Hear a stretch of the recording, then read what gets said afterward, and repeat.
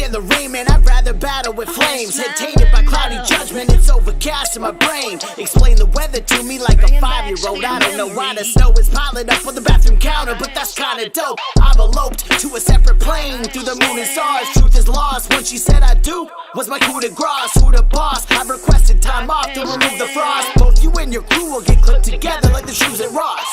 This is food for thought, I'm sick of watching your noodle rot. Content watered down, it's obvious you tossed up with too much sauce. And you ain't raw, man, knew your music was doomed to flop. Worse than an X-ray in Austin Powers after his judo chop.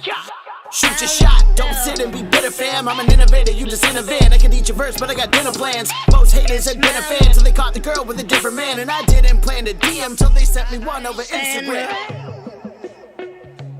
Against my window.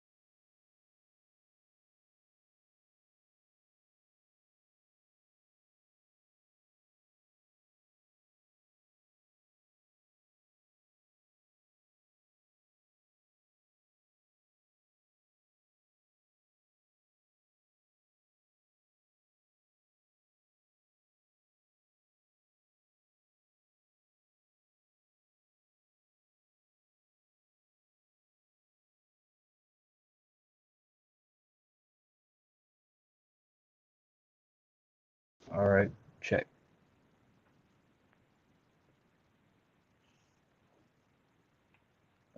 Check.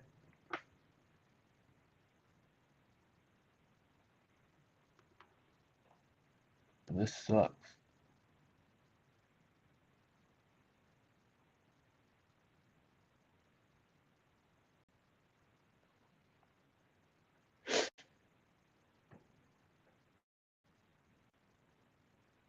Oh, you hear me now? Cool. All right. Well, shit. I am traveling. Make my headphones go. Um, what up, everybody? I'm Dice. Nikki is not feeling good. Bird is somewhere out in the world. I'm in a hotel room and I am just killing some time until I have to do some stuff. So I'm just hanging out. What's everybody up to this Sunday evening? I'm watching football for the first time in, God, it's got to be like 6 years. I'm in LA. Well, I'm near LA, I should say. So I'm watching the Rams. Looks like they're winning against the Browns. Hmm. I guess that's on brand though. Browns haven't been good in a long time.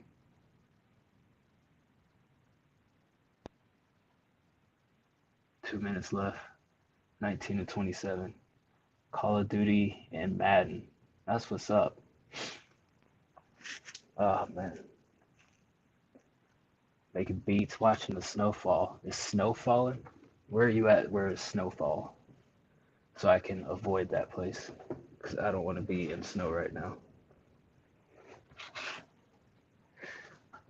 I should tell you guys about my trip. Hold on. It's hot as a bitch in here.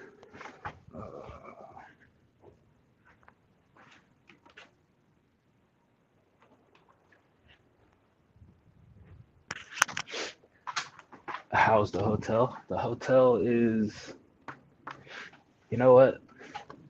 I'll say it like this. This time last year, I was in Las Vegas, brand new to this job, and I was like, man, this is great. This is awesome. I think I was in Mandalay Bay, and I was like, man, this is great. I don't know why I'm here. I don't know why they want me in Vegas representing this company doing amazing things, but it was an awesome experience, and I don't know, man. This is a kind of a downgrade. It's kind of a downgrade from Mandalay Bay. But hey, I'm not mad. It's a decent room. I got a mini fridge, a couple of cups, ice container, a couple of beds that I can jump back and forth between. All So right, check. I can't complain, you know? I mean, I am complaining. Let me take that back. But I mean, in Vegas and Mandalay Bay, my boss told me not to, but they had like the little fridge filled with goodies, some drinks and stuff. I indulged. I had like a $12 can of Sprite or something, but I won't be able to do that this year apparently. I guess I'll have to. Wait, they got a couple bottles of water, $5 each. Not a big water fan, but I don't know. Maybe I'll pop up in the middle of the night and bust the bank wide open. We'll see. Oh man, let me tell you guys about my trip, about how I almost royally screwed up, and I don't know if the times are tighter. I think this is just kind of like this is right across the street from, was it Disneyland? What is it in California? Disneyland or Disney World? Fuck am I? I don't even know. Hold on. Let me make sure. Or somebody can correct me before I look it up. Disney, California. Uh, Disneyland. Okay. Yeah, Disneyland. All right. So I'm across the street from Disneyland basically. This hotel's probably seen some kids come in and out. Seen some rapscallions, I should call them. So, it's not going to be as upscale as Mandalay Bay, live on the strip and whatnot. So, it is what it is. Probably like, visually a downgrade, but I'd probably say they're the same quality, or they should be at least. The price is equal from looking at the charge they put on my company credit card. I'm not mad at it. I'm here. Let me leave it at that. But while I talk about that, have I seen Elon Musk versus the Disney CEO? I have not. Tell me about it. I'm on Twitter every day, but I don't follow like the Elon Musk news, so to speak. I'm just there to laugh at people and connect with some people that I know. But I have not seen Elon Musk versus Disney CEO. I can only imagine what that entails, as usually anything I see involving Elon Musk is either people trying to discredit him from being a genius and say that he's a nut job running a company, or people saying, Elon, when is this feature that you told us about 3 years ago going to launch? Disney stopped advertising and ELS. Oh, yeah, yeah, I saw that. I didn't know it was particular to Disney. I thought that was just in general for all the advertisers that stopped uh, buying ads on X, which is weird. I think I think I've blocked so many accounts on X, aka Twitter. I don't see companies like Disney or anything. All I get is I need to block Temu. I see Temu and a couple of other off-brand. Is it racist to say China? I don't want to be racist. Well, Chinese companies selling their little smut off-brand watches and other knickknacks to aspiring young hopefuls. So I don't know. Every time I used to see an ad, I would block the account. So the ads that I get now, I'm just too lazy to block. I'm probably about to just bite the bullet and get the premium and do away with ads, get the premium plus. I'll be a blue check snob. Why do people hate that? They'll pay for Netflix, Hulu, all these other services, but oh no, I bought a blue check on Twitter. I'm one of those people now. I'm paying for a service. Does not mean that I give a damn about it.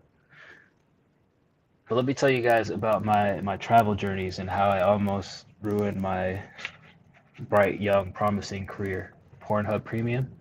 I mean, shit, if they had a Pornhub Premium and, if you use it frequently enough that you don't want to press the skip intro at the beginning of your little session, Pornhub Premium. I'm not here to judge. I fully support anybody indulging in things that they enjoy, whether that's Twitter, Pornhub, Netflix, Hulu. Hey man, we're all for it. But oh yeah, so my flight.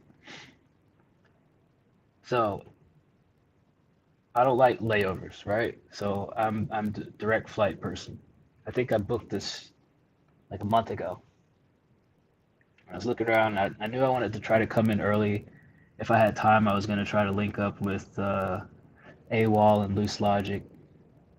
Neither of them committed to spending time with me, so that is why I'm here by myself right now. But that's beside the point. So looking around, I found decent flight. Like everything else was like basically 3 times what I paid for my travel arrangements. Let's start there. So not that I really care, but not trying to break the bank on booking travel on the company card, because then you got to write a reason why you spent 3 times as much as the cheapest airfare. Anybody who's traveled with a company pretty much know that. So I booked my travel, and I read last night or the other day, Frontier, check in your bags 2 hours before you depart. Cool. For some reason, I thought my flight took off at 10:30. So I planned to get there I don't know. I was gonna be a little bit on the edge. What shade are my hotel room lamps? They're square. Well, square-ish. They're rectangles. Here. They look like this. So I was like, all right, I'm gonna get there around 9ish, ish, something like that. I got there pretty much like right when boarding opened for my flight. So I pulled up. Well, first thing, so at DFW, my gate was like E10, parked there, parked right across from E10. Like, boom, I'm on the money. I'm doing things semi right. Walk in.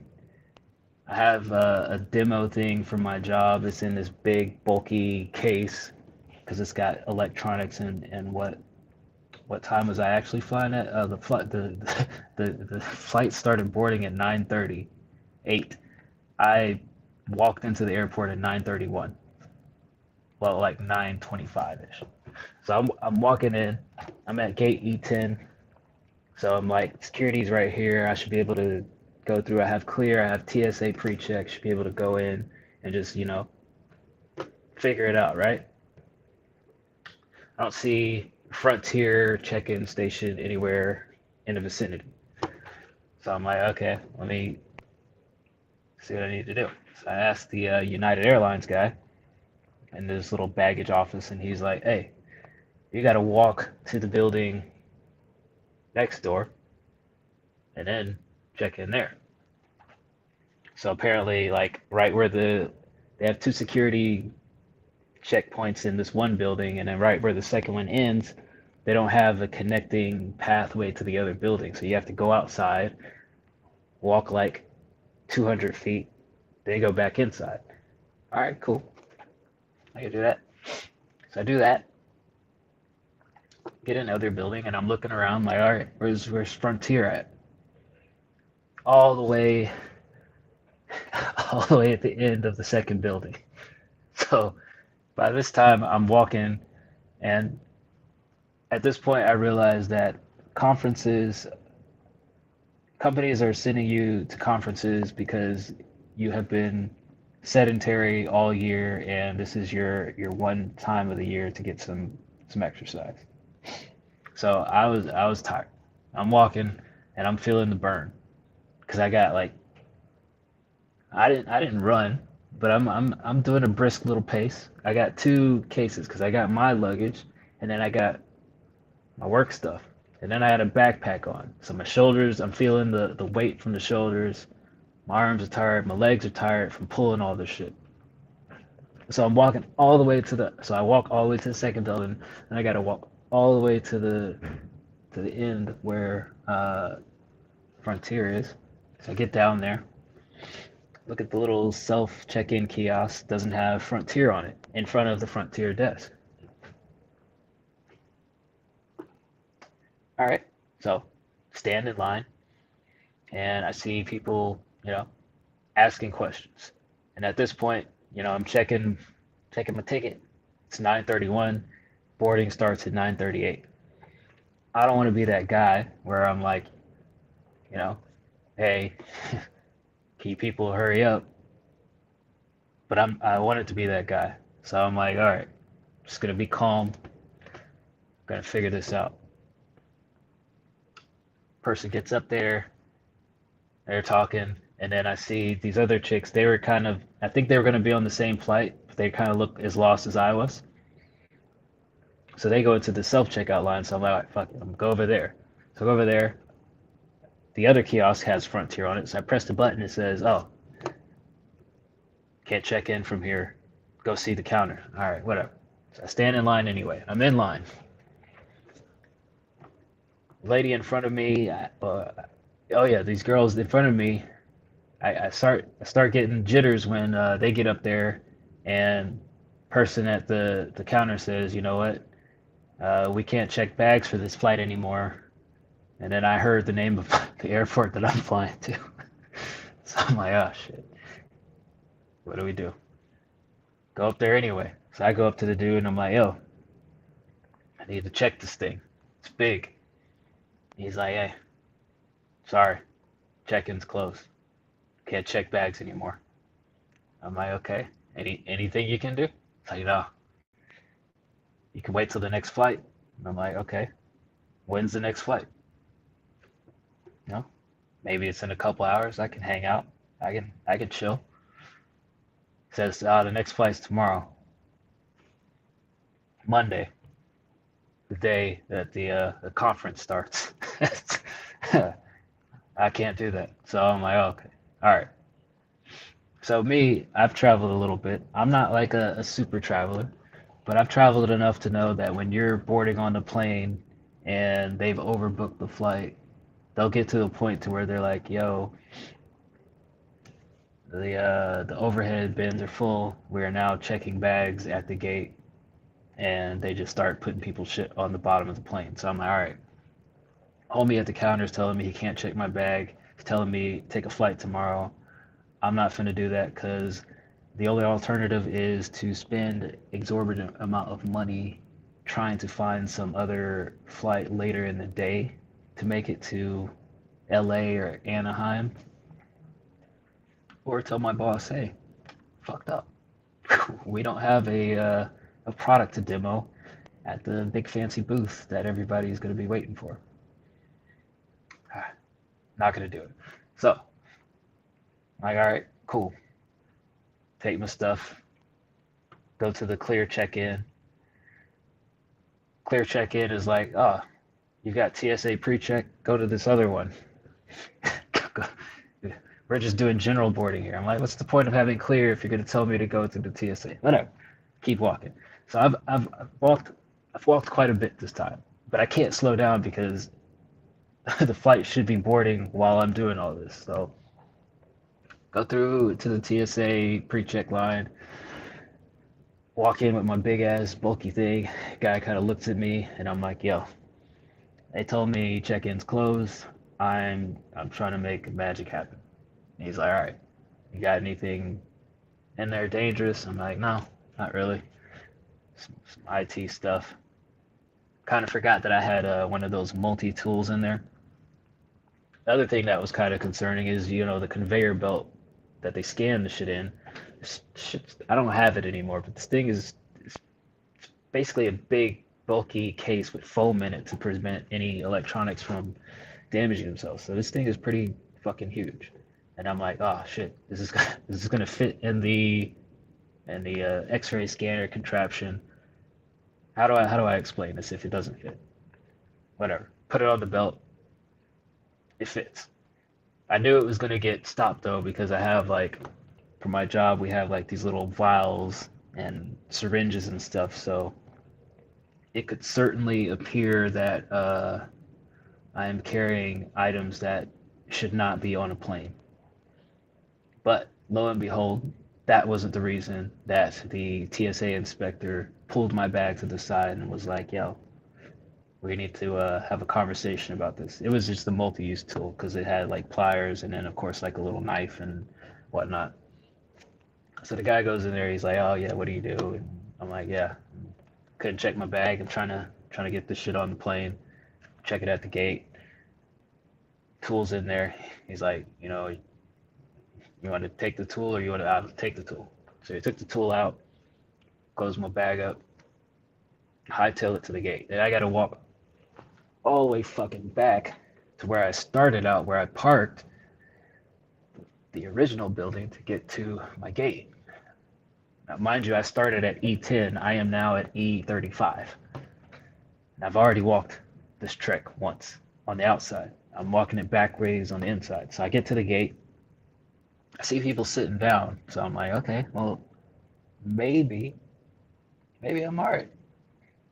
I don't know, maybe. We'll see. Right when I get up there, that's when they started boarding. Yeah. And lo and behold, me do one of these things here. I know you guys seen that GIF before, huh? Or GIF, whatever you want to call it, GIF, GIF. I upgraded my seating arrangement so that I was group one, first boarding group. So I'm like third in line. I go up there and I'm like, hey, two nice young ladies. Shout out to them at the Frontier counter. Said, hey, I missed check-in. I need to get this on the plane. No problem. So they pulled me to the side. She said, write your name, your flight number on here, do that. And she's like, I didn't see you paid for the upgrade. I thought I did. I paid for some shit. I don't know. Fucking, it's on my corporate card. She's like, oh, we could pay for that here. It's $44. Fine, take it. I got it. Got the corporate card. Bust the corporate card out. Swipe it. Put the tag on it. She said, just take it with you and then leave it by the little, what do you call those dolly things that they transport humans to get on the plane. Just leave it by the door. Wheel that sucker by the door. Watch the guy climb up the stairs and grab it. Success. I don't lose my job. Then I get on the plane. I was looking online at the measurement requirements for the bags because I started to take like the smallest bag I had, but I was like, you know what? I'm thinking that this other medium-sized bag should fit. So I upgraded myself. I'm like taking the medium bag. That it didn't fit. That didn't fit. And I wasn't about to make a scene either. Got on there, hauled that bitch in, put it in there. It didn't fit the regular way with the handles out, so I just turned the shit sideways and I sat down. I made it. So yeah, that was my morning of like, oh shit, we're about to have a conference with nothing to demo for my particular product group. Mind you, also, my boss, he got sick last week. He had something contagious a week ago, and he was basically up in the air about not even being able to come. Cause like my first thought was like, well, shit, maybe I can like take this bag over to his house, and then like he catches the flight, and then I figure some shit out, and I arrive late. But then I'm like, well, I hadn't even heard from him yet because we weren't on the same flight.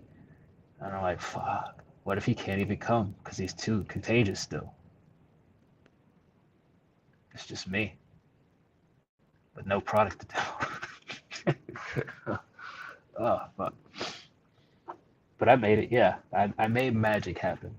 That's what you do. That's basically my job, my day job anyways, to figure shit out and make it happen, guys. So I did that shit. I'm not gonna be fired. I don't think. But yeah, got here, plugged this shit in, good to go. Saw a couple people that I saw one person that I work with, and then a couple people that I saw at last year's conference. So I don't know if it was a good idea to wear like my paraphernalia, like just walking around pre-conference, like, hey, what is that on your hoodie? But I'm here for work. Well, not. I mean, this is work, but it's like second job work. Uh, Basically, what I'm saying is people that I work with don't necessarily know that I'm like a music guy. so, so I was like, oh shit, people are seeing me now. And I'm looking at my hoodie and I'm looking at these people and I'm like, oh, uh-oh. I mean, yeah, Rogue, I can say that it's a rapper I like, but look at this. Look, look. All right, you see me, right? You see? You see me. Who does this look like? The fuck? It's a rapper. It's a rapper I like. Oh yeah, that rapper looks remarkably like you. Any relation? Maybe. But yeah, no questions so far. Yeah, it is my favorite rapper. But yeah, no questions. They were just, oh hey, I didn't expect you here. Yeah, I'm here. Look at me. I'm setting up stuff and I made it, and no chaos happened where I almost didn't make it with the equipment at all. Nothing happened bad. And then I grabbed something to eat, and then I hung out for a bit until my room was ready. So that was my morning. Um, Not too bad, I guess. Like I said, I'm here. I made magic happen. That's what we do. No worries, no sweat. I just thought it was funny. So now I'm in Disneyland, the world of Disneyland. What else did I do? So on the flight, has anybody out here heard the Busta Rhymes album? Let me start with that before I go into another. How's life in general? I'm tired. Why would they trip over it? They wouldn't trip over it. I don't think that people would trip over the fact. I mean, I've told a couple people that I'm interested in music. It's just the stigmatism that you get when you're like, oh, I do rap music, and then people are like, oh, well, some people, not everybody, but some people, their mind wanders when you say I'm a rapper or I do rap music, and then they come up with their own preconceived notions about what that actually means. So it's not that I really care. It's just not something that I'm walking around openly discussing because some people feel some kind of way. But they wouldn't trip over it because I do my damn job. Aside from, you know, almost missing my flight with with the demo unit. But hey, I did my job. I'm here. Um, yeah, how's life in general? I'm struggling to get proper sleep. Uh, Hopefully this 2 hour time shift corrects that. I did try to take a nap before this scheduled show, but I was like, man, Nikki's not here, Bird's MIA. I should probably get off my ass. I slept for like 10 minutes. Um, but yeah, I need to get some sleep. I need to go to sleep before 3 a.m. is my problem. Hopefully, well, I need to stop taking afternoon naps first and foremost so that I can go to sleep before 3 a.m. Let's put it like that. So that is the goal tonight because I need to wake up early and have a meeting with the people that I left behind, my development team, and make sure that they're still working while I'm here enjoying the magnificent two queen size beds in Disneyland, California. And hopefully shit doesn't blow up while I'm not in the office. Um, but yeah, other than that, life is okay. I think I'm ready to start working on another solo project. I'm finishing up. I messaged M Theory yesterday and I told him, yo, I got a new interface last week.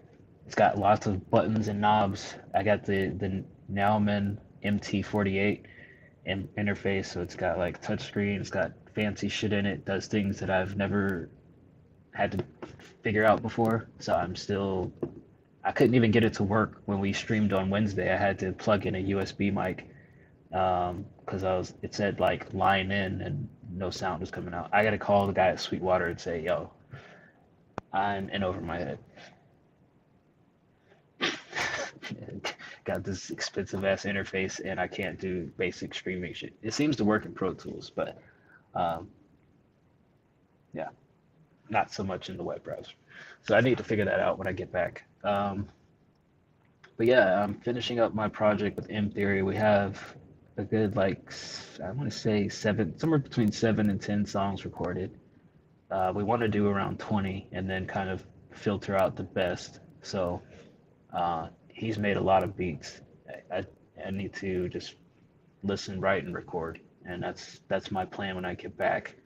Um, I do have the project with Jacob recorded and pretty much done. Orange Paint is basically just waiting on Jacob, wherever he is. He's been MIA. I know he had a show last night that seemed to have gone well, but the only thing that was really missing from that was like a verse from him and then like finishing up a couple mixes. But it's from my perspective, it's ready to drop. So I'm just waiting on Jacob to resurface and say that he's ready to put out Orange Paint.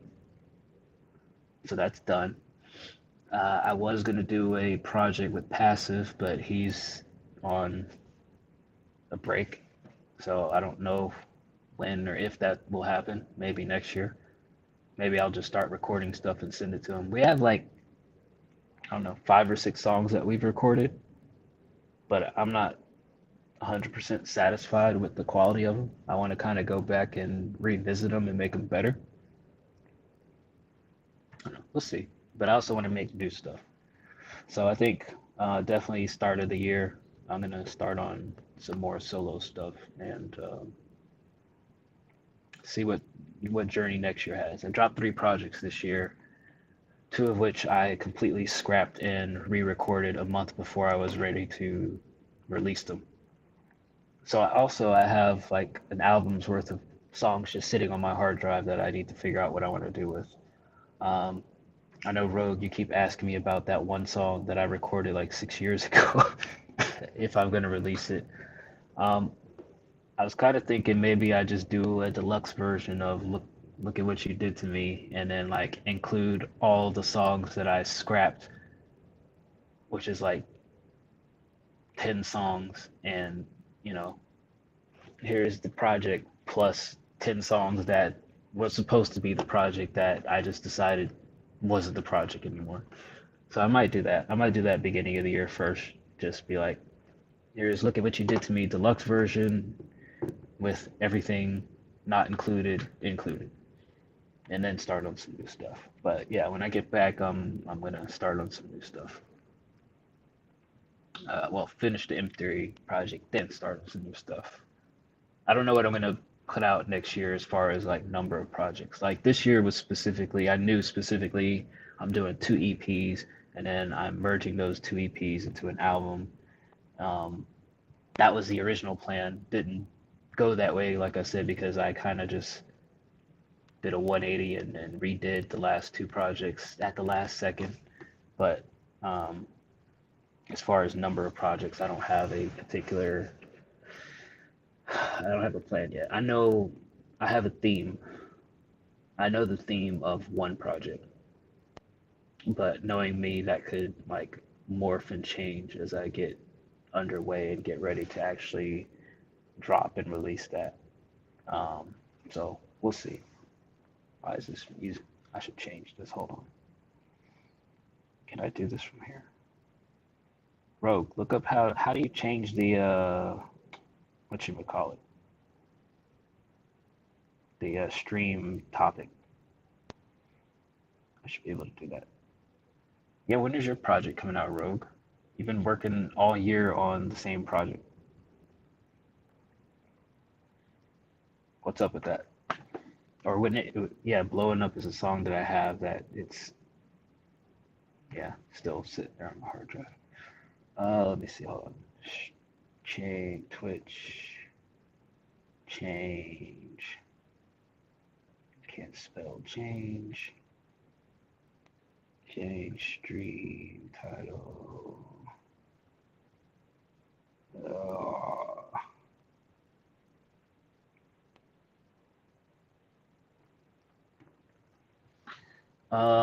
What else? What else was I gonna tell you guys? Oh, I started down the Busta Rhymes path. All right, so I'm not sure if any of you actually like Busta Rhymes, you're fans of Busta Rhymes, or you even heard his new project. Oh, 12 songs done. Probably 3 songs for deluxe edition. Waiting on Loose Logic feature. I need to ask Jacob feature for 1 song, just a few weeks. All right, so you're almost there. That's good. It's dope. All right, hold on. Let me figure out this.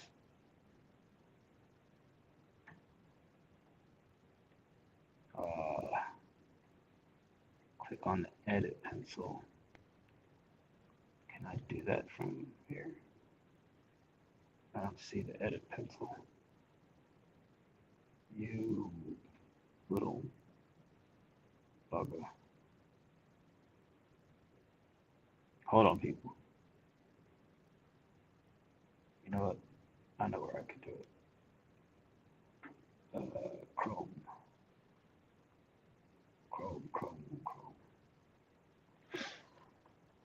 All right, so Busta Rhymes. He just put out a new album called Blockbuster. And I haven't listened to it prior to today, but like everything that I saw as far as people's comments on it was either they liked it or they thought it was complete trash.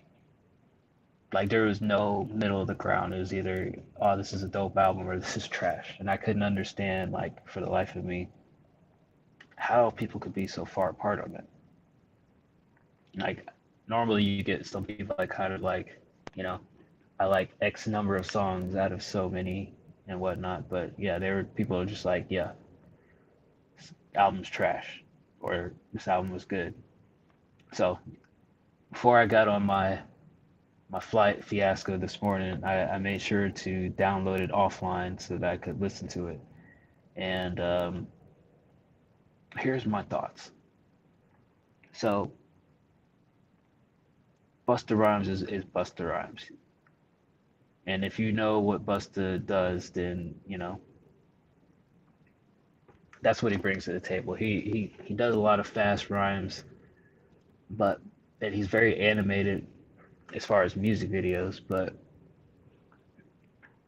you know, for the greatness that Busta Rhymes is, I don't think anybody's ever like specifically called him out as like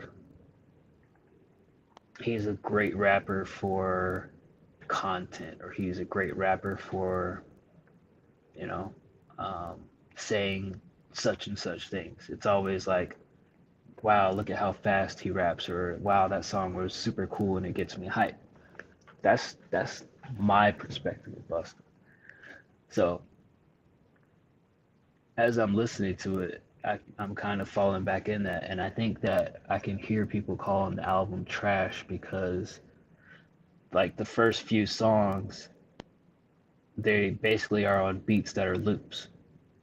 And the problem with looped beats is that, you know, you gotta you gotta be like you gotta do something special to distract people from the fact that that beat is just looping over and over again.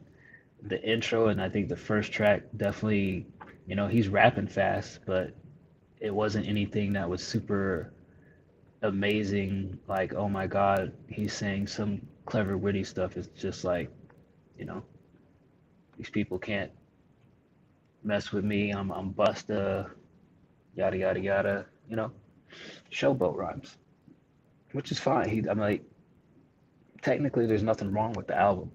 He does a great job rapping. Sonically, it's definitely not as interesting as like some of the singles that he's known for. And when you compare it to like the song Big Everything, which was the song that my homie produced, well, the original song was Get Throwed with Jay-Z, Bun B, Zero, Pimp C. They didn't really change much on the beat. They took some of the sounds and like stretched them out. But like the thing that I noticed about that song, and then there was a couple other, I think Swiss produced one that was like that, is that the beat isn't just kind of like this static loop. There's changes, there's elements added to the beat, like there's drops, like there's all that kind of stuff going on. When it's just him rapping over a loop, it's boring. It's not interesting. I still talk to him. I talk to Mr. Lee every now and then. He was doing a live stream on Instagram 3 days ago, 3 or 4 days ago, and I jumped on there just to listen. He is just giving people some advice on like, you know, making sure that they have their ducks in a row and paperwork and everything. So yeah, we don't talk frequently, but like if I reach out to him and say, yo, what's up, you know, we'll have a conversation. But yeah, we still keep in touch. Uh, um, but yeah, that beat that he produced, like I can tell he sent them over like the elements of the beat because they didn't just use the original Get Throwed beat and just kind of like rap over it. Like some of the sounds that he had in the original, they used in different parts, or they took it in or put it out throughout the track. And I felt like that made the track better rather than just a whole loop all the way through. And the other thing that I think kind of made the Busta album not as good was that the quality on some of the mixes was not great. I feel like the microphone quality, or either however they decided to finalize the mix, it wasn't good, and it just sounded like he was, you know, rapping like this into a, I don't know, a muffled bag or something. So after listening, I can see why people were like, "Yo, this is ass. But also he had a lot of like new acts on it. Well, I wouldn't say new acts, but like younger acts, like Kodak Black, Quavo, Moray. Um, I can't name the other people. I'm not that hip. I'm not that cool. But yeah, he had a lot of variety of younger acts on there, and no type of acts from his era. So I say that because like as if you were a Busta Rhymes fan in the 90s and you came to listen to this album, you wouldn't hear anything other than like Swiss beats that would be like, "Oh yeah, this reminds me of the old Busta." Which I'm not saying Busta has to be the old Busta. I mean, artists change. So artists don't have to stay the same. They can evolve. They can work with new acts. But there was definitely nothing there that said like this is the Busta from the 90s or this is the Busta from the 2000, the early 2000s. This is just Busta rapping fast with other features, and it was kind of just like bland from a content perspective as far as you don't really learn anything new. It's just a lot of showboat rhymes and stuff like that. So I can see why people would say that this album was ass. It didn't have any overall holistic direction. You know, if you pitched this album to me as like I'm just gonna rap and say a lot of fancy cool things with young people, then okay, you that's what you did. But if you told me this album was supposed to be monumental for some reason, then yeah, I would say it's ass too. Um, and when you compare it to like some of the things that he's known for, like his singles in the past, like "Put Your Hands Where My Eyes Can See," "Past the Courvoisier," um, song with Janet Jackson. Like if you compare like what what was that song? What was that one song? Touch It, Leave It. I don't know. But if you compare this to like his previous like boom boom boom boom smash hit singles, like there's nothing on here aside from like the T-Pain hook that really was like a smash hit. And I know I saw Rogue say that like the baby was trash on that song. I think the baby was fine as far as the intro, but I didn't. The back and forth made it interesting, but I don't think that. I don't know. It's hard to say. I'm not saying that he was like bad, but I think Busta could have just like had the baby on the intro and then more T-Pain, and it would have been better. That's just my 2 cents, though. I'm a T-Pain fan, though. Yeah, see, I've seen people say the baby is trash in general. I think the most common criticism of the baby is the fact that you know flow is always the same. You pretty much predict how he's going to be rapping on it, which I don't know, man. When you pick the same kind of beats or you don't really venture out and experiment, that's what happens. People on our Discord have that same problem of just always rapping the same. Not gonna name any names. Where do I rank T-Pain in all-time rappers? It's hard because he's not necessarily a rapper. Um, for me, he is in the top 15 to 20 for sure. I don't know where, but he's up there for me. Just because he's got a lot of versatility. It's not just singing hooks. If you listen to some of the stuff he says, he's a pretty clever guy. Sometimes it comes off as corny, but like the dude is ultra talented, even from a production standpoint. Like if you watch his streams, he'll produce, record, and mix everything in himself. And even his music videos, like the last two music videos, like he'll edit his own music videos and like add sounds in and like chop up things in the takes to make sure it fits and it works. Like the dude is like basically a one man machine, and I think that alone like is like a points boost because I kind of relate to that. Not necessarily that I had to be a one man machine, but it was it made things a lot easier. And then when you want to get something done, not having to like ask somebody else, like, hey, did you finish that mix yet? Or hey, can you, do this hook for me? Like, being able to just do everything from start to finish without having to rely on other people is the skill. I won't say it's like truly a blessing, but it's a skill. You definitely put a lot of pressure on yourself. Like the two EPs I put out last year, they didn't have any features on it. I recorded everything and mixed it all myself, mastered it, figured it all out.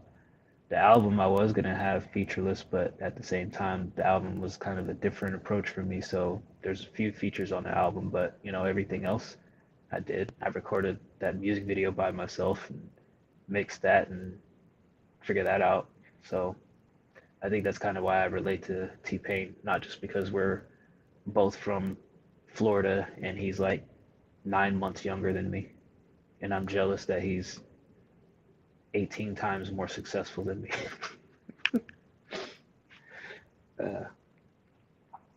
uh, yeah, fuck bitches, get money. That song is dope.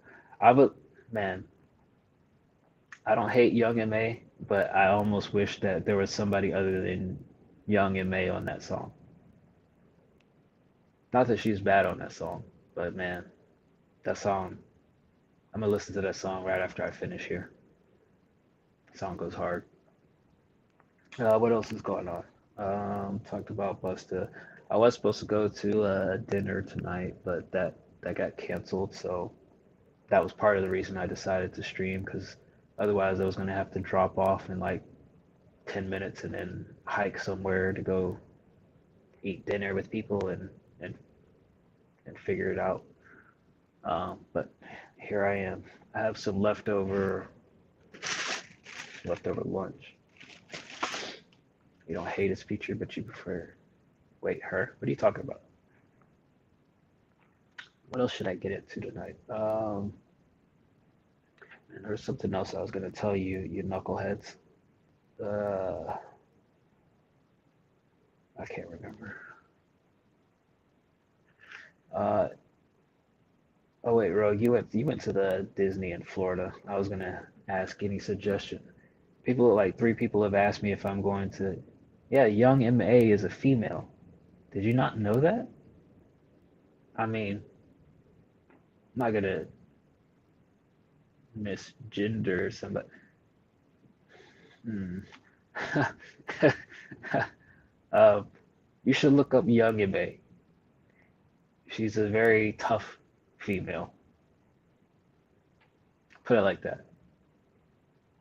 Young M.A. likes other females, is what I'm trying to say.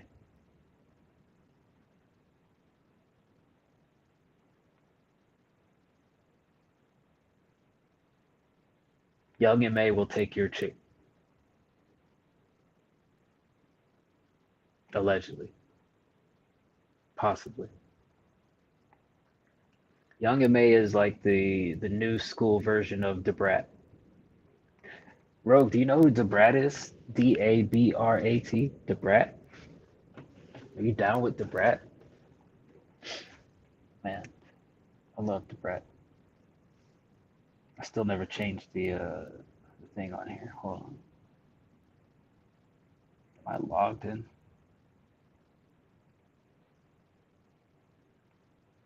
How do I switch this thing to?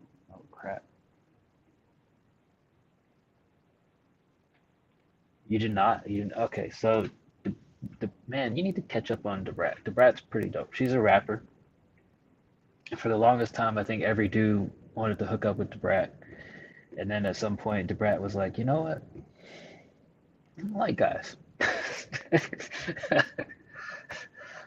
So yeah, I don't like guys. I like girls. Um, and then she married. I think she's married, or if she's not married, she's with a nice young lady. And then not too long ago, a year or two ago, maybe 3, the brat got pregnant. It's weird. It's weird seeing the brat pregnant. Not that like she couldn't be pregnant, but it's like weird when she's like, decided that She's gonna wife a nice young lady, and obviously, they can start their own family, but I never expected her to pop back up prego. Yeah, I mean, I know studs get pregnant, but I don't know. I expected the brat to get her woman pregnant, not the brat be the one that got pregnant. That was the oddity for me. Is like, oh, okay. I thought you were the guy in a relationship. The guy, I should say, not, you know, the baby carrying one. But yeah, that would be crazy if Young and May got pregnant. That would throw me for a loop too. That's what I mean. It's like it'd be like if Young and May got pregnant. How?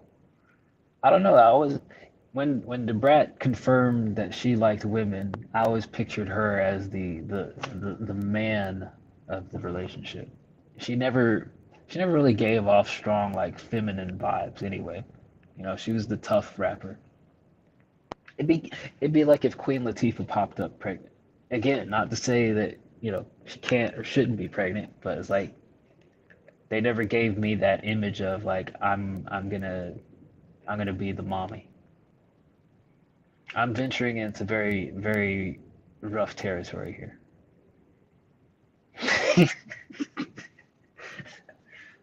That's a fair point, yeah. Oregon's still gonna work the way that they work. I don't even know how Debrat got pregnant. I don't know if it was like artificial insemination or like, old fling. I don't know. I don't ask these kind of questions because I generally don't care. But all right, that's one thing I don't want to know about Queen Latifah, UNITY. Uh, oh, bro didn't pull out. Oh, okay. Well, shout out to Debrat. I'm glad she never left the team. 100%. It's good to keep that 20% in there, but unfortunately, it looks like that 20% can knock you up, in which this case it did. Shit happens.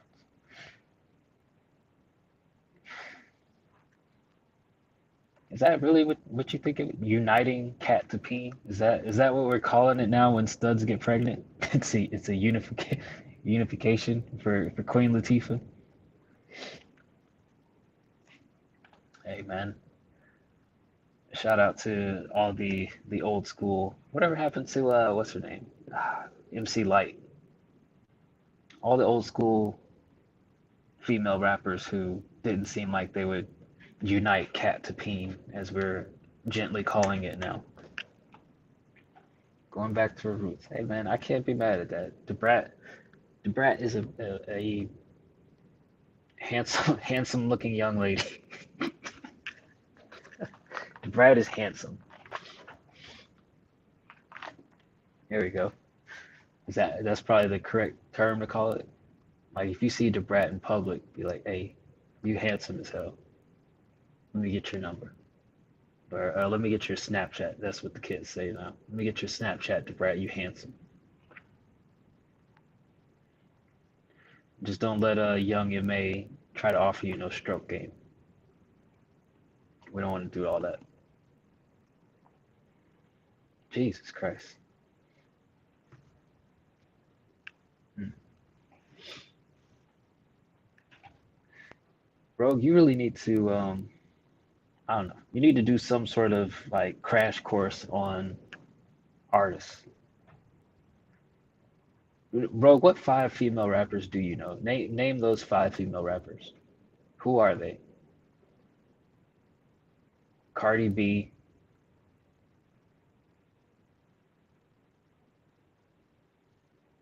Who else do you know? I'm not saying that there's the Queen is dead, man. I mean, R.I.P. to the Queen. No offense, or maybe some offense. I don't know, but Queen is dead, man. You gotta get hip, move on. Honestly, I thought y'all should have moved on from the Queen like 20 years ago. Queen ain't been cool since Diana died, personally, in my opinion. Cardi B, Sexy Red, Nicki Minaj, Missy Elliott, Doja Cat.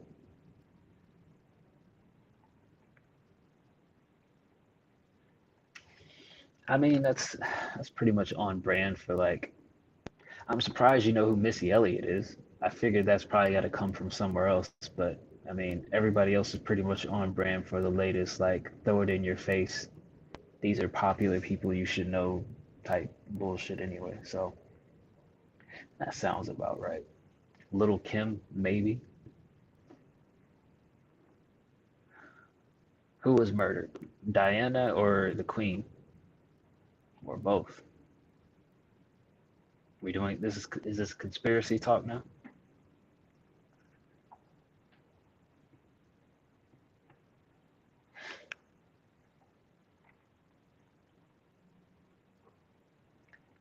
Cardi B's all right. Well, let me preface this. Cardi B is all right when she has a good writer. I like some of Cardi B's songs, but I can definitely tell when she's got like a mid person writing the song. I'm like, yeah, this ain't it. Nicki Minaj, I just don't listen to enough. Cardi B is all right. I just don't think that you've listened to some of her gooder things. But like I said, those are probably like a small fraction percentage because not like you can get the best writer on every single song. Nicki Minaj, I need to listen to more of her stuff. I kind of just here's the thing about Nicki Minaj, and I say this respectfully. Her fans are toxic as hell because she has got kind of a toxic personality. Decent rapper, toxic human being. My observation. I don't know if I can say that with respectfully plastered all over. Let me put respectfully all over the screen real quick. But yeah, everything I see, like commentary wise, she's toxic, and her fans are just as toxic as her. And yeah, there's that. So you know, when you when you embrace that kind of lifestyle, that's kind of the energy you give people. So that's kind of how I perceived her. But she does know how to spit a few rhymes. I don't like the voice shit that she does where she's like uh, some guy with the last name Petty, which is ironic in itself. But I don't like the whole like over accentuating her voice type shit, the shit that Eminem used to do. Shit's corny to me.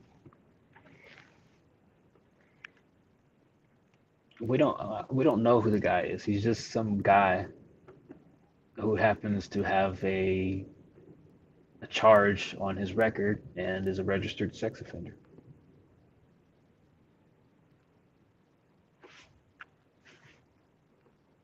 I just know his last name is Petty. Just know she gave up on Meek Mill because Meek Mill was annoying. It's never too late for this, Rogue. This is how you learn about this stuff. You don't learn about this stuff when the sun is out. You learn and you get on Wikipedia and you go through the depths of hell in the middle of the night. And this is prime time for digesting all the bullshit that we can possibly insert into your brain. Yeah, it is wild, especially venturing into I don't know. I'm gonna age myself here, but there was a cartoon called Pirates of Dark Water. We're venturing into dark water here. Venturing into dark water here. But yeah, it is wild, especially when I don't know, people call you out on it and all you do is defend it and I don't know. Weird shit that we glamorize these days, right? Maybe that's a sign of the times. Yeah. Speaking of offenders, how about the dude on the Oklahoma Thunder, Josh Giddey, Giddey, Giddey, whatever. I don't know any specifics of that. I don't even know how old the guy is. Isn't he like 19 or something?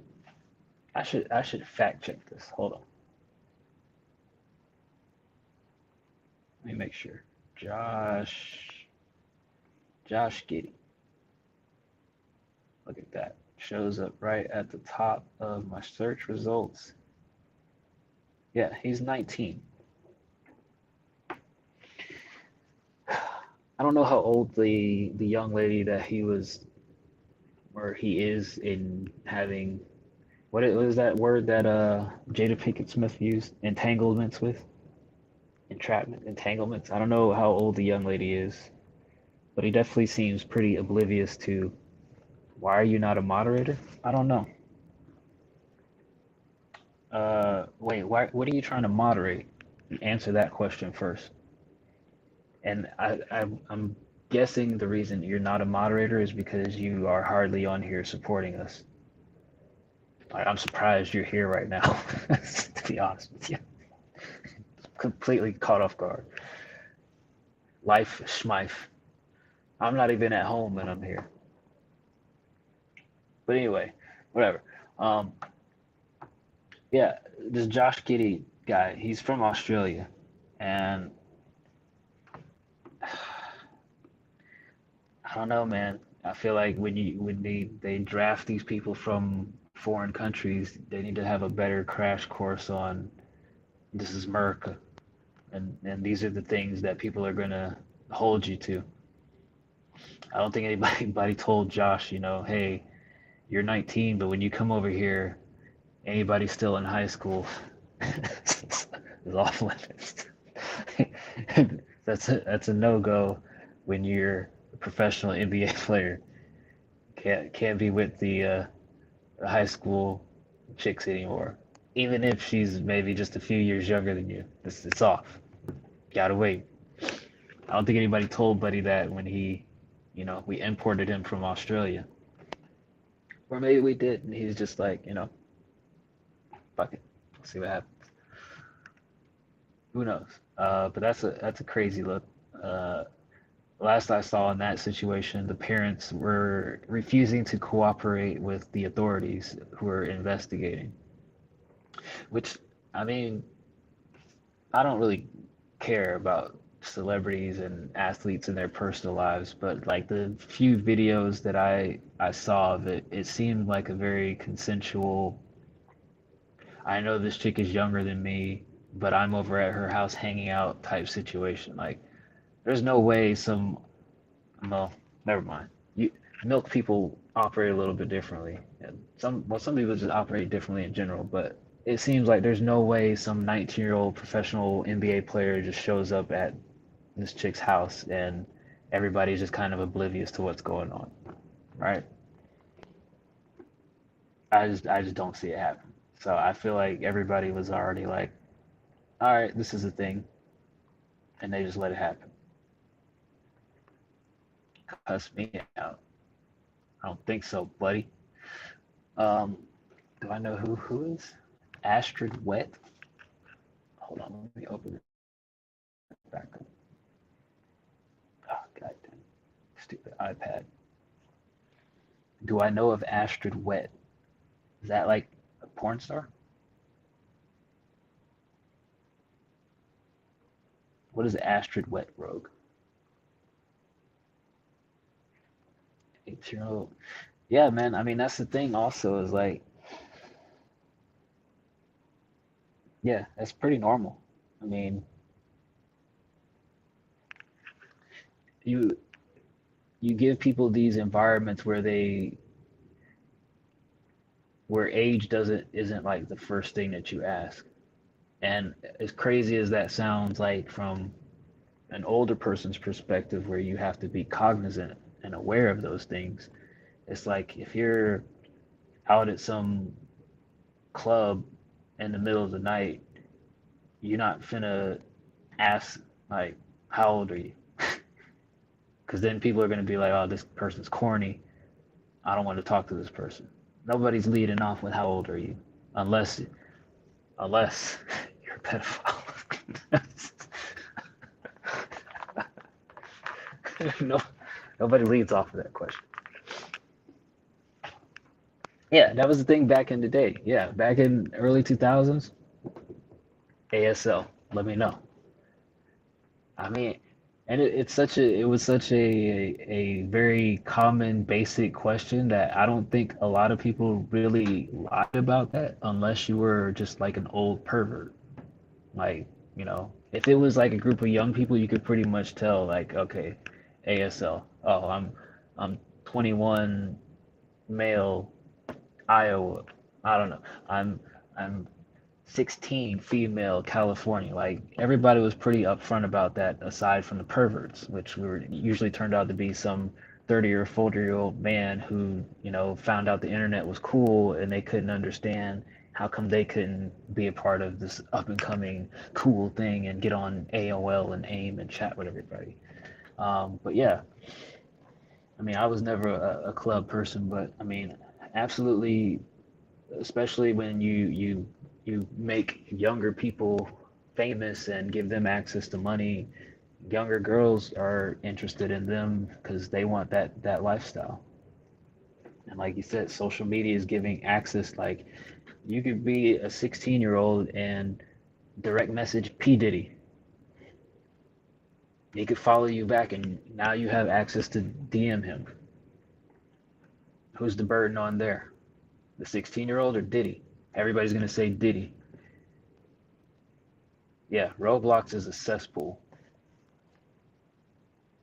I hate Roblox so much. But yeah, I mean, the internet in general has like kind of blurred the line of like access.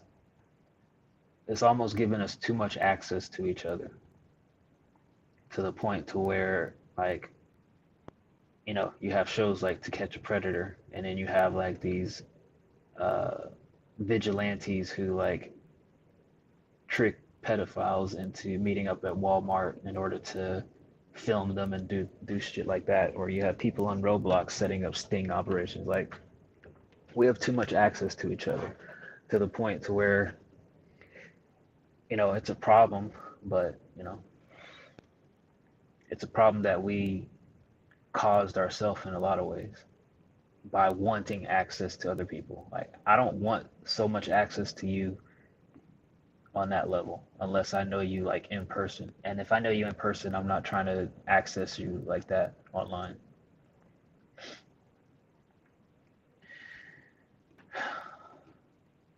If there are people listening to Little Pump in 2080, I hope that I am no longer on this stratosphere. I don't think I've ever heard a Little Pump song from start to finish.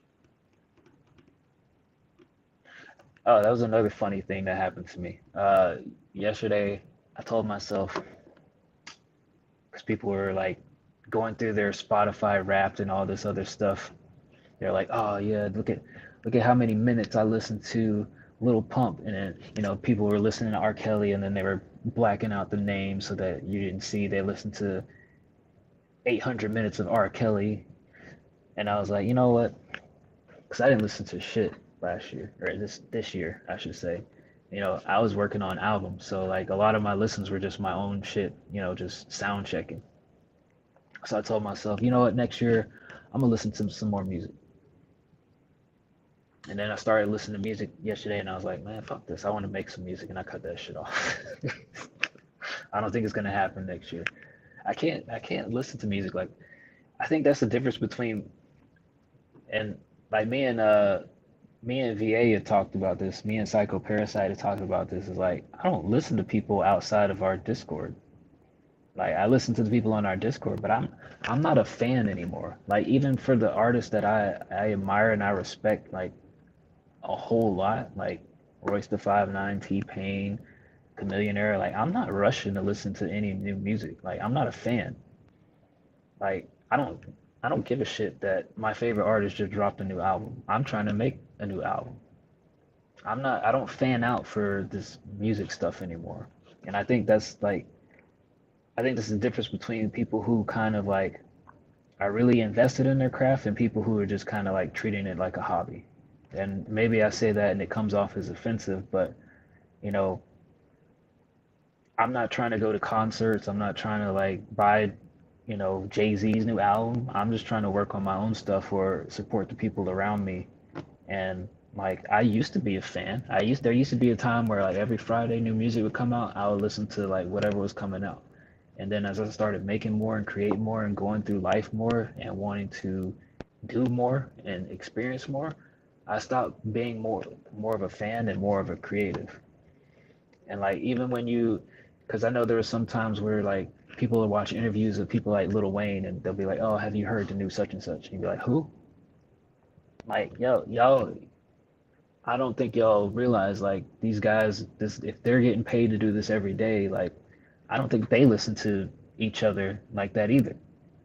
Like if this is your life, like why would if I'm like look at it like this. If I'm Lil Wayne, if I'm Jay-Z, if I'm Nas, why do I need to listen to the Baby's new record? Why do I need to listen to the new J. Cole? Why do I need to listen to the new Kendrick? Unless I'm an A&R for the label that I represent and I put out music through, I don't. Why do I care what so and so just put out? Unless unless financially I need to keep up with some sort of trend or I need to work with that person. It don't matter. That's why a lot of these older established acts and they have their own sound and their own like way of doing things. Like they just operate. They don't care. I mean, they care to a certain extent, like, yo, what's going on? What are people talking about? But they're not jumping up to listen to the new Friday releases. That's just my opinion, though. But yeah, I try to say that, yeah, next year I want to have a Spotify. Well, I don't listen to Spotify. I listen to YouTube music. It's like next year I want to have all these different things on my YouTube music and says I listen to 9,000 minutes of so and so and 6,000 minutes of so and so. And I started hitting shuffle on songs that I like actually, not just like random stuff. And I was like, man, I don't feel like listening to music because I feel like my music is just as listenable as whatever people put out.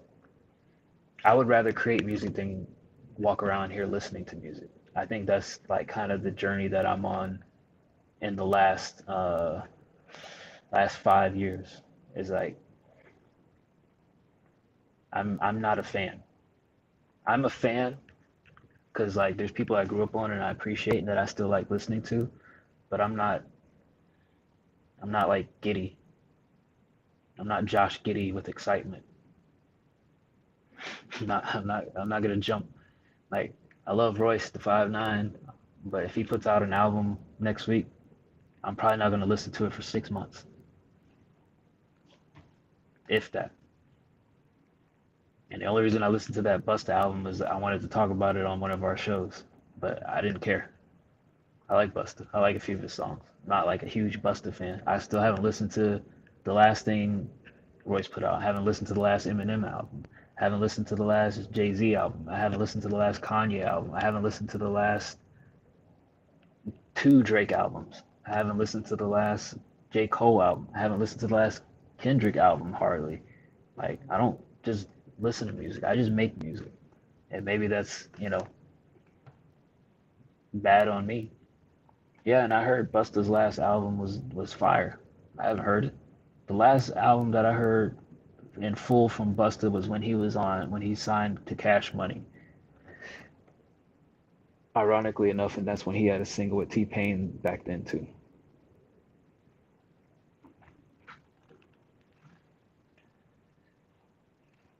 VIP. Yeah, I mean, if you and like I said, I mean, this is just me. If you support, I fully support people supporting artists. So if you want to be in the VIP, if you want to buy tickets to shows or listen to the music as soon as it comes out, 1,000% do that. Never gonna catch me at a concert. I am not having fun at a concert listening to people on stage performing their music. That is the last place you will catch me at. I will. I've been to enough concerts to know that I don't enjoy the experience of just standing there watching somebody else do something that I want to be doing. That's just me. And I was right front stage at Royce the 5'9". I shook Kid Vicious's hand. I've seen Bone Thugs. I've seen Paul Wall, shook Paul Wall's hand. Saw I've seen people that I admire and I appreciate. Like I knew that I didn't give a shit about being at a concert when Chameleonaire pretty much announced his last like batch of shows that he was doing regularly, and I said I didn't want to go. I just had no interest. I have no interest standing there watching somebody do something that I want to do. Like, and I feel the same way like about basketball. Like, I like watching basketball, but there's like by the second quarter, I'm like, I'd rather be playing basketball, and I turn the shit off. That's just how I am. Like, I'm not gonna sit here and watch somebody do something that I can do or that I want to do and enjoy it. I can appreciate and respect the artwork and the creativity and the athleticism and everything, but I'm not gonna have fun watching somebody else have fun. I don't have fun vicariously like that.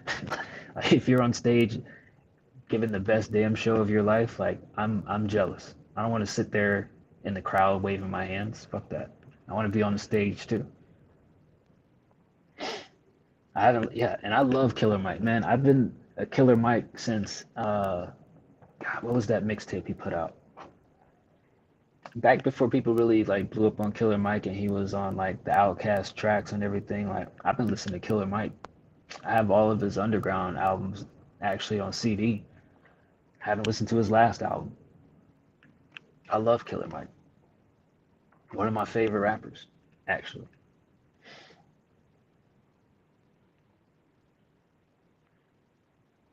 I mean, even rock shows, like I don't want to see anybody. I like music in general, but I don't want to go watch somebody else do it.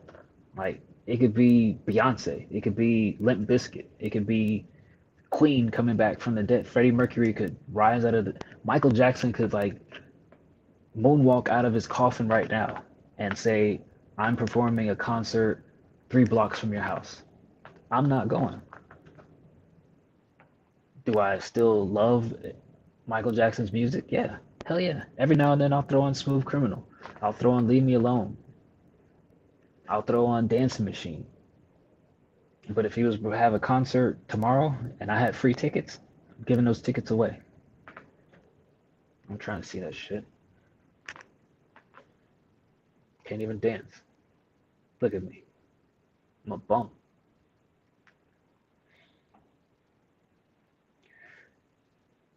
I wouldn't say my inner child isn't so present. It's maybe that's true. I don't know.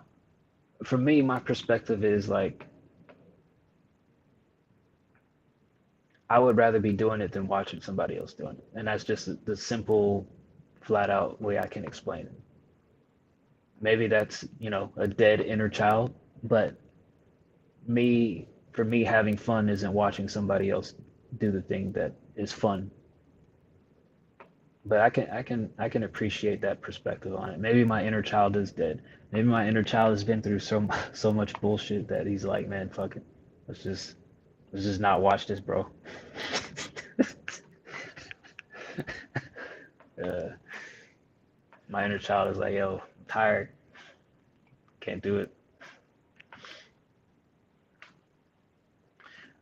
And that's weird because like I love live music in the studio. Like if somebody's working on a beat and like somebody gets a drummer or a guitarist to come in and play live music on the beat, I'll listen. But me standing in some venue, shoulder to shoulder with 100 other people that I don't know, I don't enjoy it.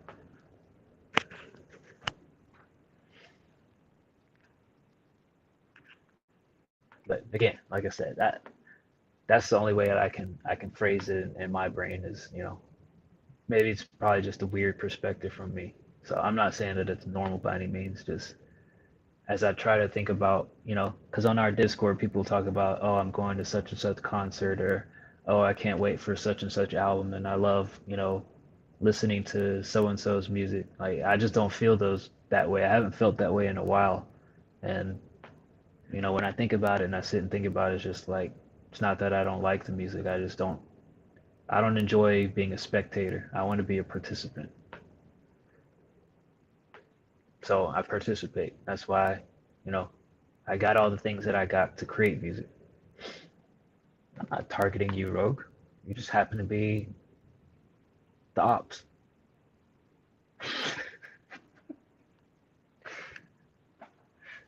Just happen to be on the opposite side of the spectrum. I'm not targeting you specifically.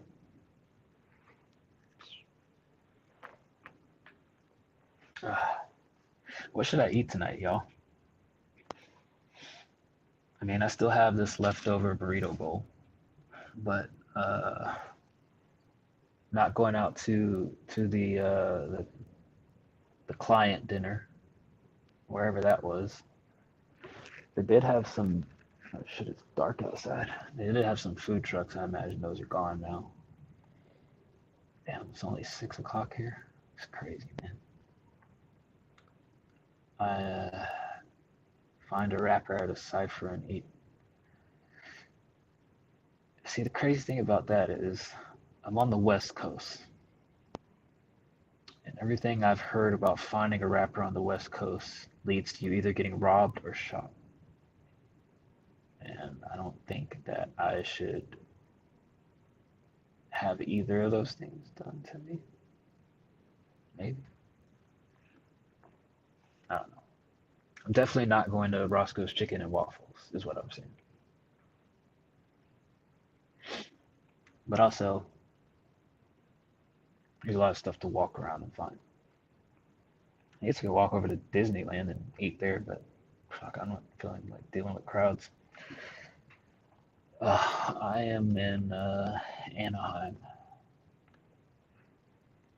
which I guess is a suburb of Los Angeles.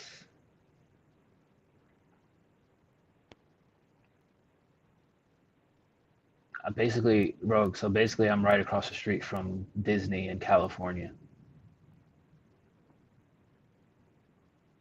I think. I don't know. At least that's what the Lyft driver told me when he was dropping me off. Is it near San Diego? I don't think so. I think it's like a couple hours from San Diego. Oh, let me look at a map.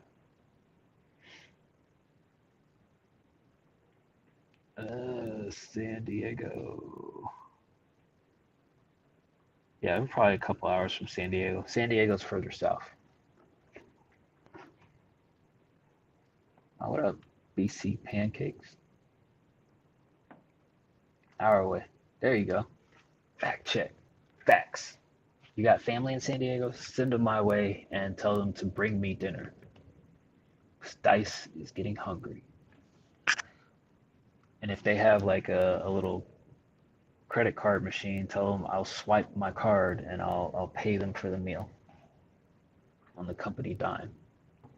I'll expense it. I just need a receipt. That's my only condition is I need a receipt so that I can wait. I have a threshold. I think it's $25 is the threshold. Anything under $25, I don't need a receipt. So tell them to give me the Rogue Jepson family discount. You know, like $24. And then I don't need a receipt.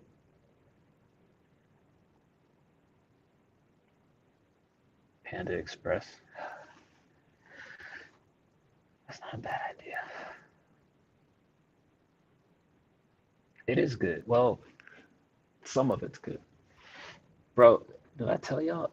I didn't tell y'all. Like the last time I went to Panda Express, I went through the drive-through and they've basically gotten rid of the person taking your order. It's all AI now. Like the little ordering board, it's all AI. It's like, hello, please tell me your order. And you just talk to the it's like when you call in to your phone company and you're like, yo, y'all suck. Why isn't my text messages going through, or why is my internet down?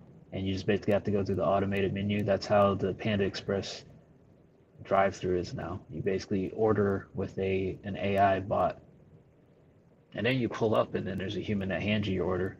But I imagine at some point they're gonna get rid of that shit too. You're just gonna have a machine like they'll have a cook back there. I feel like you'll still need a cook.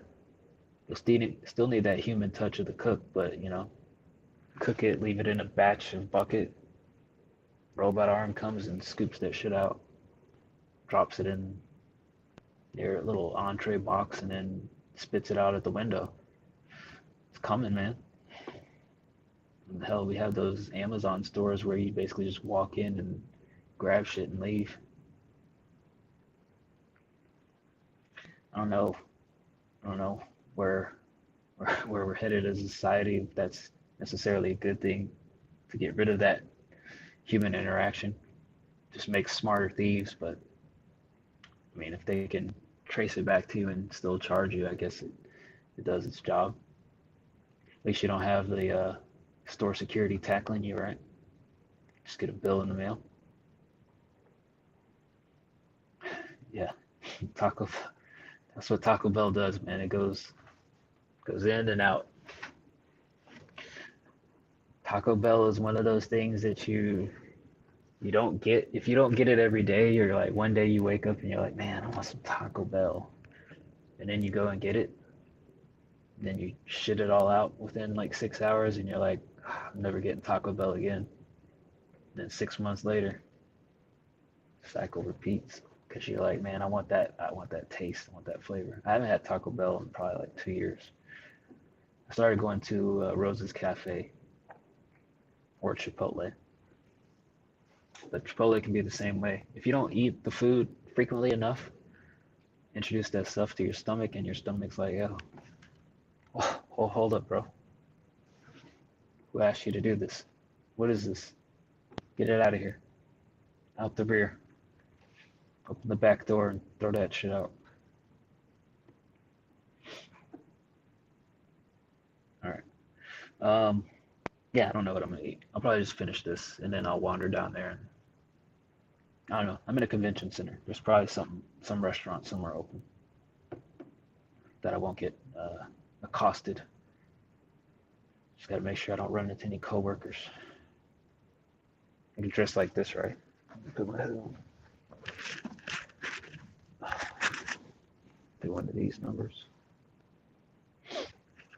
Oh wait, there is some place out here called. Oh, let me ask Pat. That Korean barbecue place out here.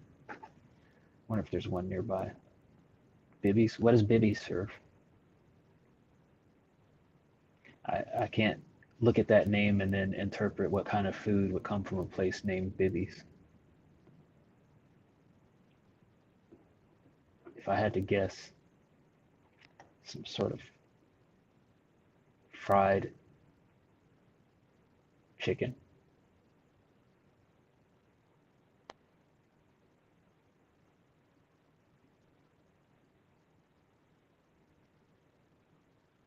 Yeah, Korean barbecues everywhere.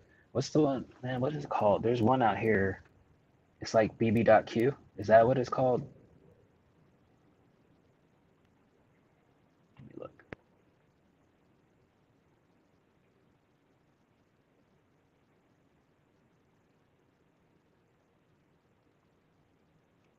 Ooh, there's one not that far. Oh, wait, it is kind of far. It's Turkish, so it's pizza, kebabs, and burgers. Huh.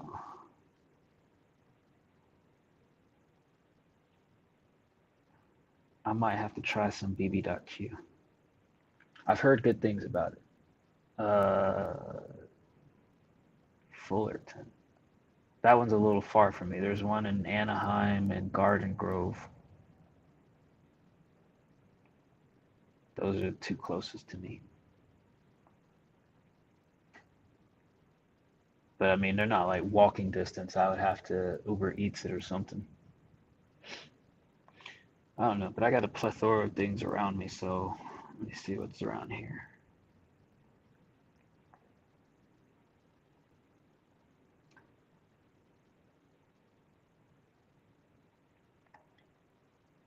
That'd be crazy to go to. Oh, you live on the border. Okay. Okay. Okay. So you're up there. Gotcha. Yeah, I'm not that far away from you. I don't see anything. I mean, I'm sure there's stuff down in the convention. Maybe I'll just walk around through there. I think that was the one thing I liked about Vegas was that you could just kind of like wander in all the interconnected hotels and just find stuff. Pepe's. Ooh. Don't tempt me. Where's Pepe? Pepe. Pepe.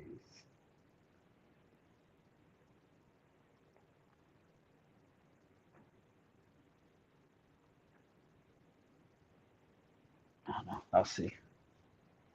Can't wait till you're 21 so you can finally go to Vegas. You can go to Vegas when you're not 21, I guess, unless you're wanting to drink and stuff.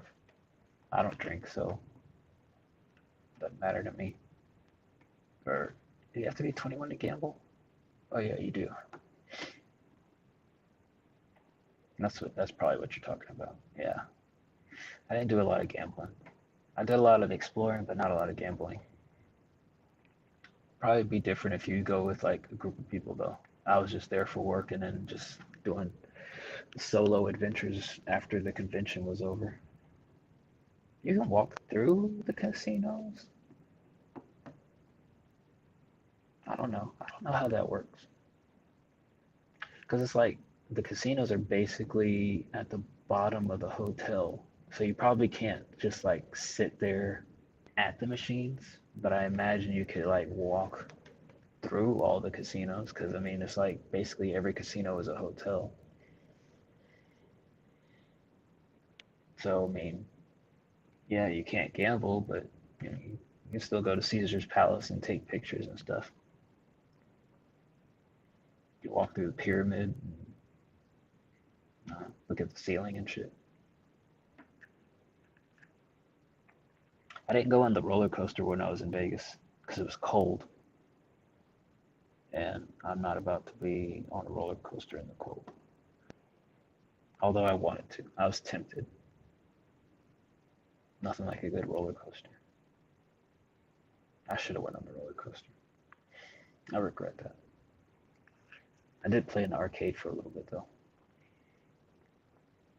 You don't really gamble? Yeah, I mean, if you're not a gambler, you can go. I hate Disney. I'm a pure thrill rider. Like I'm roller coaster and like toss me around machine thing. And when I think of places like Disney and Universal Studios, I'm not interested. Unless maybe it's just been so long since I've been to Disney and it's just full of roller coasters. But everything I hear about Disney, it's more just like experiences. Yeah, Islands of Adventure is, if you take me to Orlando, 10 times out of 10, I'm going to Islands of Adventure first. And Disney is like the last place that I would think of to go. I would go to Islands of Adventure. I would drive to Tampa to go to Busch Gardens. Then I would come back and go to Universal Studios. And then if like I have an hour left to kill and I want a candy apple, I would go to Disney. I'm not going to Disney to have fun. The same way I'm not going to go watch rappers rap. I know they have some thrill rides, but it's not like full of roller coasters. Like you go to Islands of Adventure and they have like 4 or 5 roller coasters. Go to Six Flags, they have like 6 roller coasters. I want roller coasters. I don't want thrill rides. Yeah, Busch Gardens is great. They have roller coasters. there's this connection with greatness in roller coasters that I think people are missing here. And like Universal Studios, like the couple times that I've been there, it's like mostly like, here's Terminator 2, sit down in this theater with 3D glass. Oh, well, that's before your time, Rogue. But this was back when like Terminator was like super popular. And they're like, oh, you sit in the theater and have this 3D experience.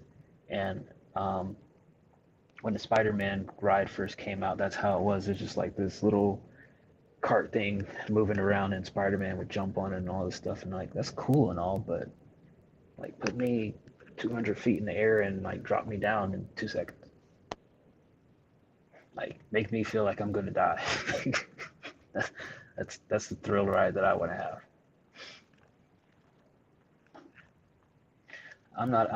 Experiences are okay. I'm a coaster. I'm a coaster and a thrill ride guy. Experiences are for when like my legs are tired and the line is short and I just need a break. Man, I haven't been to Busch Gardens since I was a kid. I need to go back. I think that's the one thing that I need to start doing as soon as my kid is tall enough to just like get on everything, is just do like theme park across the country. We should. I would definitely be down for that. Either Orlando, Atlanta. There's a Six Flags where I live in Dallas. There's one in San Antonio.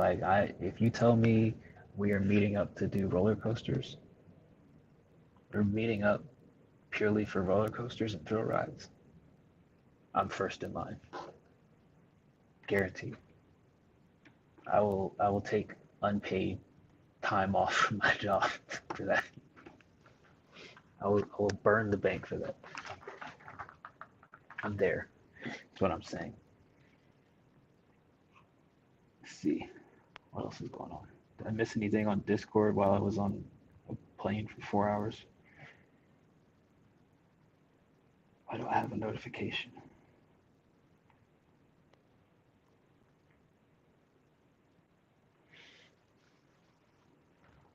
Oh wait, you got to fly all the way from the UK though. I think we have to plan that in advance. How much are the tickets from there to here? Like 500, 600? Cheaper? Maybe. I don't know. I'm not a traveler. I'm a driver. I drive from place to place. But I probably shouldn't do that now that I'm older. Yeah, you got to save for the flight and the hotel and getting in there. Yeah, that's what I thought. About 600 US dollars. Yeah, we'll figure out one day. I mean, that I'd like to have a yearly White Collar Rhymes thing, maybe. I don't know. I know this year we did with the core people, recording music and getting some footage, but it'd be cool to have like community events as well. So something to definitely talk about and look into for the future. Like if I would have known BC Pancakes was out here. Well, shoot, there's like three people out here. BC Pancakes, AWOL, Loose Logic. I'm sure there's some more people in the LA area. And then in Northern California, DJB, M Theory. Somebody else is up there. Who else is out here? Not in this. Kusa's out here. Where's Kusa at? He's somewhere on the California coast. But yeah, I mean, we definitely have people spread out, but I think there's enough people kind of like centrally located where we could do like community events like that, where we just say, hey, we're meeting up here and we're doing bumper cars today. Let's make it happen. What up, Cade Music? Caden Music? How's it going? We're just hanging out today. Well, I'm just hanging out. My co-hosts are ill.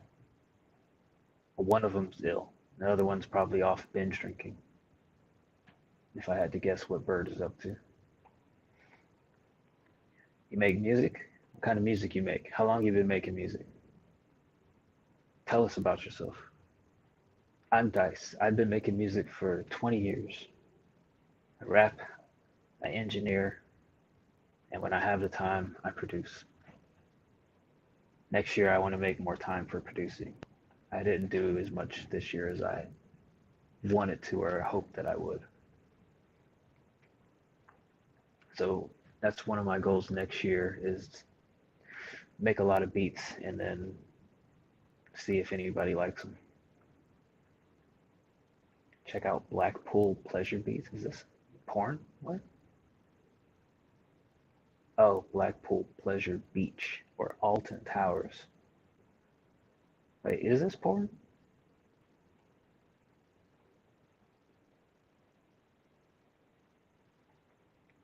Making music at 14. Okay. Yeah, Rogue is your guy. He listens to that stuff. I've heard a few Kid Lowry. I don't know how to pronounce it. I've listened to some of his stuff. What's that guy's name? Black Bear.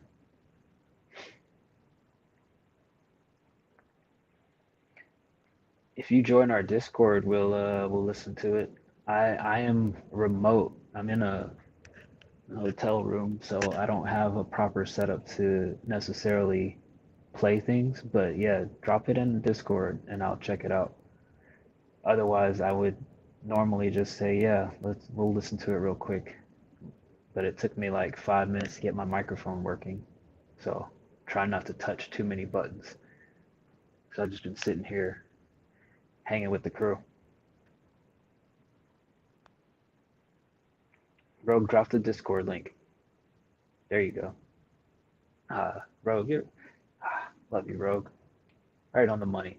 That's why you're a mod. Yeah, join our Discord and share some music. We'll check it out. That's what we do. So for anybody who doesn't know, I know we had a few new people follow us today. White Collar Rhymes is a community. We have artists, producers, engineers, a few video people, some graphics people. But basically, the original premise of it was, people have lives and jobs and stuff, and just people like you in school, um, and those things kind of tend to get in the way of making music. But we wanted to show that you can still make music while, working a job, still make music while going to school, still make music while, having a family. So that's kind of what we did is we brought everybody into this one community where we can connect and do some awesome things together.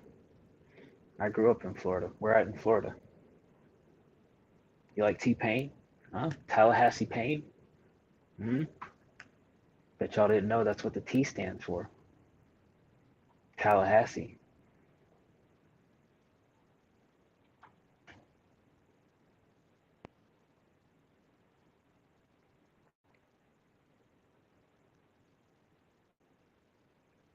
Oh gosh, here goes Rogue. Rogue getting all excited now.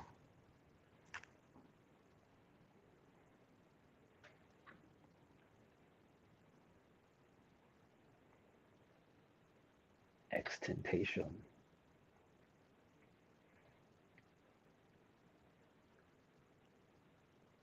Oh, wait, is basketball on? Oh no, Clippers highlights. Look at Paul George in Klay Thompson's face. Boom. Ah, I need to watch that. Little peep. Here you go, naming off all these people that you enjoy. All right, Rogue, I'm glad you made a friend.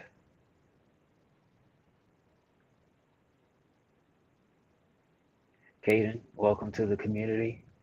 But yeah, man, everybody hang out in the Discord, I know I'm kind of like a broken record when I say this, but like, y'all don't have to be afraid to talk in the lounge. Or I made an artist chat the other day. We have a producer chat. We got all these little channels where people can talk and associate and be yourselves. I think that's the other thing about this community is like,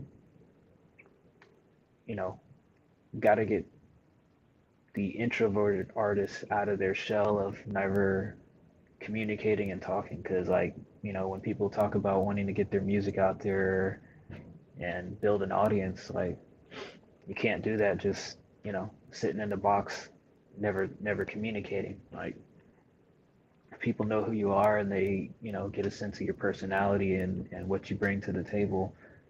They're more likely to listen to your music rather than you just like showing up somewhere, dropping a link and leaving. There's a finished songs channel. Since you're new there, you could probably just share, an intro song in the lounge. So if you're in the lounge, just say, hey, I'm new here. Dyce told me to drop one link here, but there's a songs channel. There's every Wednesday we have a music reaction and feedback show. So there's a link out there for next Wednesday. And yeah, we come on here. We stream on Twitch, YouTube, Facebook, Twitter, and Kick and we just listen to songs that the Discord members post, and we give them feedback on it or just react to it. We do that every Wednesday. So yeah, I mean, there's a lot of avenues where you can share some music. So you're young. Let's get you on the right track. Don't wait till you're old as dirt like me and decide that you want to take music serious, because then nobody cares and you just make angry music.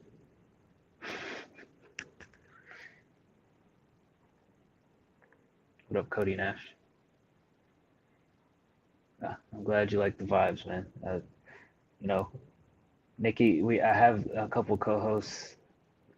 Yeah, I ended up alone. So I have a couple co-hosts. Nikki, she woke up with her eyes swollen shut. I'm not sure from what, didn't seem like semen or anything like that. Um, but I think she had an allergic reaction to something, and then Bird caught wind of that, and I'm sure he's off doing bird things. And I was gonna sleep through this, but I figured I'd jump on here and tell everybody about my travel adventures and uh, just see what the people were up to. So I told everybody about my almost missed flight and how I saved the day by just making it work. And then we were just hanging out and chit chatting about different things. So it's been a decent show. We made 2 hours out of it. Look at that. We're at an hour and 48 minutes. And shout out to Cody Nash and Jacob. But yeah, I was just telling Caden Music here, he just hit the follow button on the stream, who we are, what we do, telling him, join the community, man. Just hang out with us. We also got and that's the other thing is we're not just diverse in what people listen to and like. Like there's a 12-year-old, is he 12 or 13? 13-year-old in Sweden who's a producer, Leonard. I found him on another Discord. He was trying to share his music, and I'm like, why don't you come over here?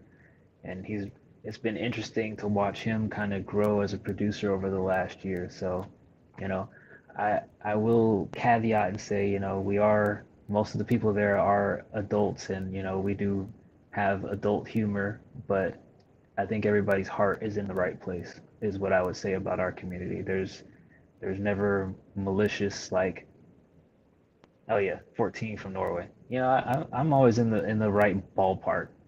13 Sweden, 14 Norway. I'm close. Um, but yeah, our hearts are in the right place.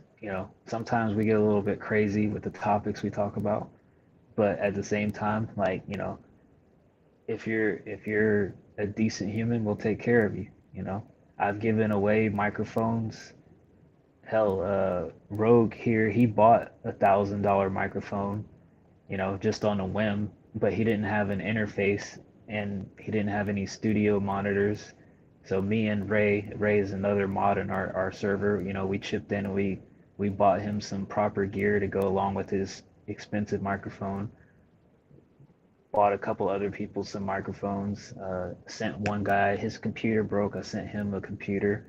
So yeah, man. I mean, that's why it's a community. It's not just a server full of random names. So don't be a stranger. And I'm also trying to figure out.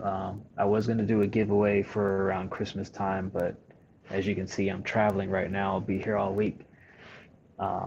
So I'm gonna try to tee something up for January. Do like some sort of a competition. I don't know specifically what I'm gonna do yet, but we'll do a competition and give away some like equipment again. There's a poll in the artist chat that I created. It looks like right now, Studio Monitors has the most votes, and then headphones second. But definitely go in there and vote, because I'll pick two of them and we'll give away a couple prizes. But try to do that more frequently.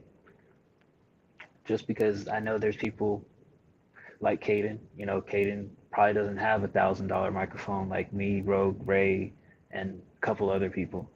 Like, you're just starting out. Oh, you have the TL, I have the TLM 103. That's dope. So yeah, I mean, gonna do a song competition. I don't know if it's necessarily gonna be so here's a couple of the ideas that I had is like maybe just have people post their best song that they have and have people vote on it, and whoever has the best, most votes wins, or get like a beat produced by Gons and Jacob and like best verse or best song wins.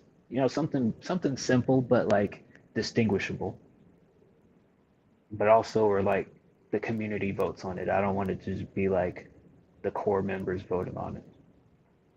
But yeah, that's dope that you have the TLM 102. I have the 103, and I just got the Nauman interface last week, the MT48, and I'm trying to figure out how that shit works.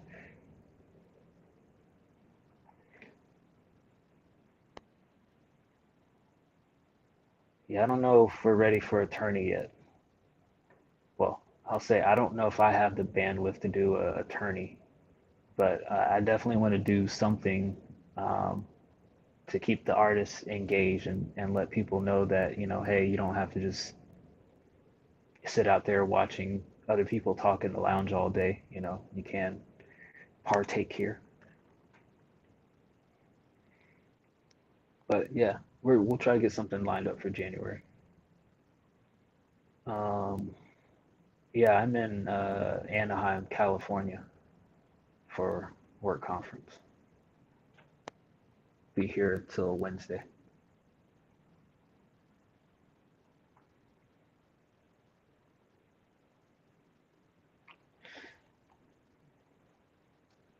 Decided to test the waters. Yeah, I think I'm gonna.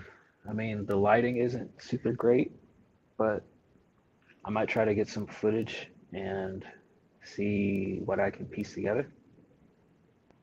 I don't know how it'll turn out, but worst case scenario, I'll just go back home and shoot some footage. Got plenty of stuff there. Who's Maze? Make believe. There's a whole nother conversation going on here that I am unaware about. Um, but yeah, yeah, Nash, I'm just here for work, and then I'll be. So I won't be on the Wednesday show for sure because I'll be flying back. But I got in early today. I got my work stuff set up. I was gonna go to sleep, but I was like, eh, I'll jump on here and be sociable. I won't be antisocial. I'll come out of my shell, my turtle shell.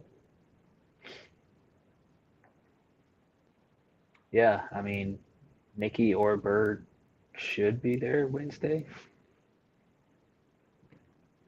Or I mean, Ray, I don't know. We got like a lot of bodies. Anybody can host it Wednesday. I'll put it like that. I I'll do the Magic Johnson.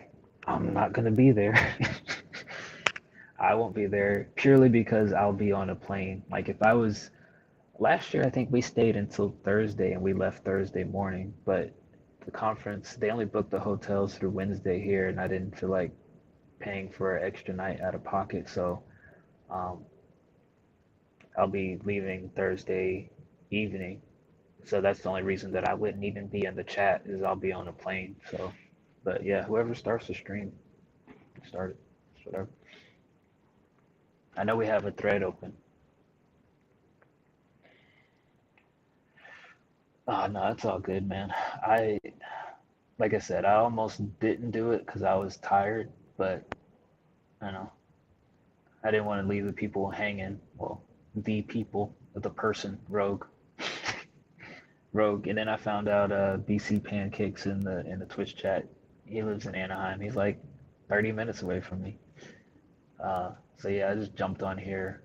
I didn't think I'd be on this long, to be honest. I was just thinking I was going to be here for like 30 minutes. My microphone wasn't working. It's not good the first 5 minutes, put it like that. But then we ended up just VA jumped in here for a minute too. We were talking with VA, so we made an actual show out of it. somehow. Yeah, yeah, yeah. Rogue is the person. I've been basically talking to Rogue for 2 hours. Yeah, that's the Sunday stream. Me, and I'll just log on here and just talk to Rogue. I'm thinking about doing this more often too. Maybe it'll just be sporadically, not with other people, but I'm just probably gonna just fire up the stream and just start rambling off my random thoughts. I don't know if it's gonna get me into trouble. I don't know if I should be divulging my dark inner thoughts, but I think I'm gonna probably do this a little bit more often. Like maybe I'll finish work one day and I'll just be like, you know what, let me tell people about my work day. Let me tell people about the BS that I just got through dealing with. What kind of challenges am I thinking about? You mean for the music? Oh yeah. So the simplest thing that I was thinking about is like, all right, post your best song and then let the community vote on it. The other thing I was thinking is like, well, what if somebody posts something from 6 years ago that's greater than something somebody did from this year? So the other thing I was thinking is like getting a beat from a couple of our producers or myself, and then um, you know, best verse or best song, kind of let the community vote on it. Something that's like, easily achievable. Like I don't want to make it too complicated. Like it's just a giveaway, or or or or White Collar Rhymes just put out a project like doing some simple shit like tell us what your favorite song is and then follow us on our social media platforms, like, and you'll get an entry into the giveaway. I might do, because I have a couple of Chaotica eyeballs sitting at my house not getting any use. I might do a giveaway like that just to start out with, like, hey, tell us your favorite song on the White Collar Rhymes project. Follow us on Twitter, follow us on Facebook, follow us on Instagram, and you got an entry, and then just do a drawing. So I'm thinking of a few different things. I want to do like, oh, you want a chaotic eyeball? Well, here's what you can do, buddy. Let me go ahead and I'll do that first. 5 different producers. Well, then I gotta get 5 different producers to give me a beat. I can get a beat from Jacob. I can get a beat from Gons. I can make a beat. I can maybe convince T Lamb to give a beat. Who would be the 5th? VA. I get VA to. Well, I don't know if he has any beats he's made.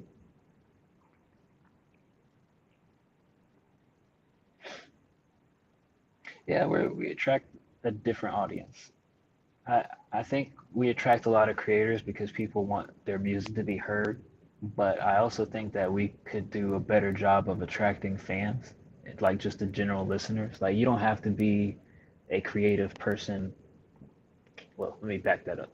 You don't have to be a music maker in order to join our community. Like you can be a music listener and you could fit right in with our, like there's people in our community who don't make music at all. Talk to them every day. So I mean, like you could be interested in cars, you could be interested in video games. Like I don't, that's the one thing that I kind of want to steer us in a direction of, is like just being a little bit more general. Like, you know, we got a lot of people that play video games. We got a lot of people who cook. We got a lot of people who, have pets. I don't know. General interests. So, that's why I say it's more of a community than it is like a record label. Like maybe from the core members standpoint, we operate like a record label, but like the community itself is just like people trying to encourage people to take their hobbies more serious, is what I would phrase it as. Not necessarily has to be rhyming. Like maybe you like to draw. Like we got a couple of people who like to draw and they hadn't drawn in a while.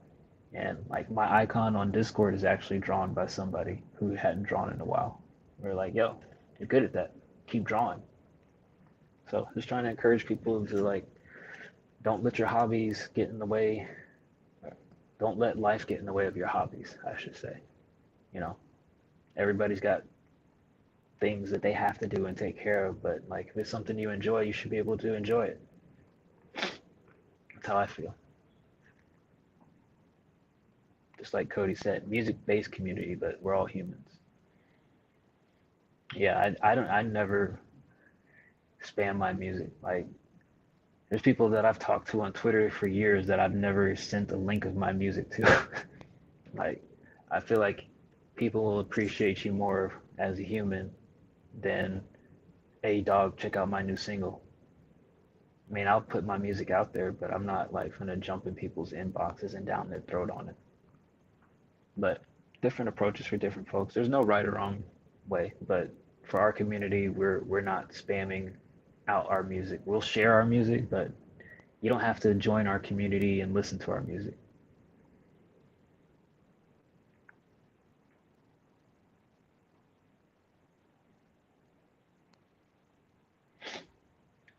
I would say that we do more random conversation in the lounge than we actually do music talk.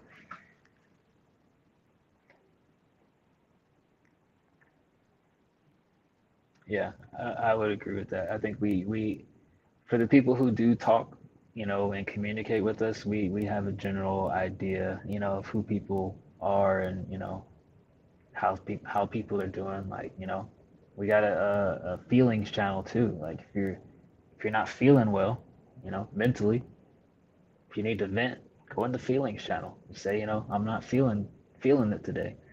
If you don't want to do it with your name attached to it, we have a confessions channel. Use the confessions bot. Hit that / confession. You can drop a not like the last message in the confessions channel is I had an intimate dream about one of the WCR Discord members. Don't know who posted it. Don't care. It's funny to see it.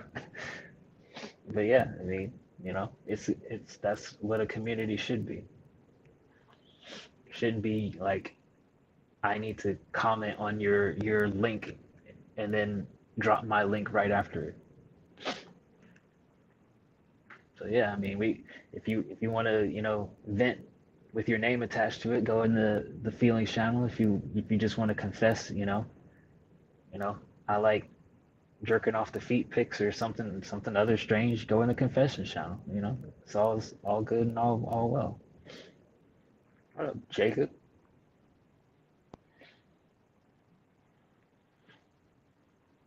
I have an OnlyFans page. Just a video of me eating noodles on there and listening to music, but I share it with the community. Well, not the OnlyFans. I mean, you got to subscribe. You got to pay to watch me eat noodles. I need to add another video. I should add another video. I need to do this more often. Maybe this will be the stuff that ends up on my OnlyFans is when I stream solo and I just sit here. They were soft noodles. I don't eat hard noodles. I did have a buddy, one of my best friends from middle school. He would bust open the noodle pack and then eat them like chips. He would sprinkle like the flavoring on them and just like crack them things like chips and just bite into it. It's like seasoned chips, basically. Yeah, like Richard is saying, like he just busts open the pack and just bite into it. He sprinkles a little packet on it. You be like, yeah, look at this, homie. Yeah, you're like, yeah, nah, bite into it. Like, bro, what's going on? You can cook that, but hey, I mean, I guess when you soak it in spit, it has the same effect, or I guess digested. I don't know. Oh yeah, premium sub. I'll do that. I'll eat some noodles. Matter of fact, we do have on the server we do have a subscription, premium subscription, and there is an Ask Me Anything that Bird did. There's an Ask Me Anything that I did. Those videos are on the server under the premium subscription. I think it's like $5 a month. I don't remember. Almighty VA just did his Ask Me Anything. I just need to edit that video and put it on there. And then also I have some footage from his birthday gathering that we did. I'll put that on there. So yeah, we do have a premium sub, and if you guys have suggestions for premium content, we will, you know, 16 a month. Jesus, I need to lower that price. Um, uh, yeah, I do need to lower that price.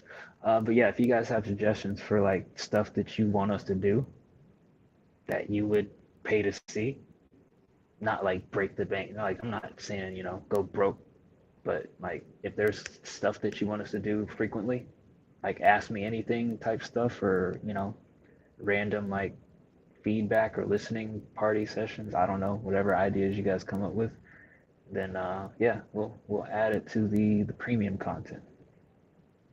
Oh yeah, let me I'll change that price, Rogue. I didn't realize it was 16. I thought I put it cheaper than that. My bad.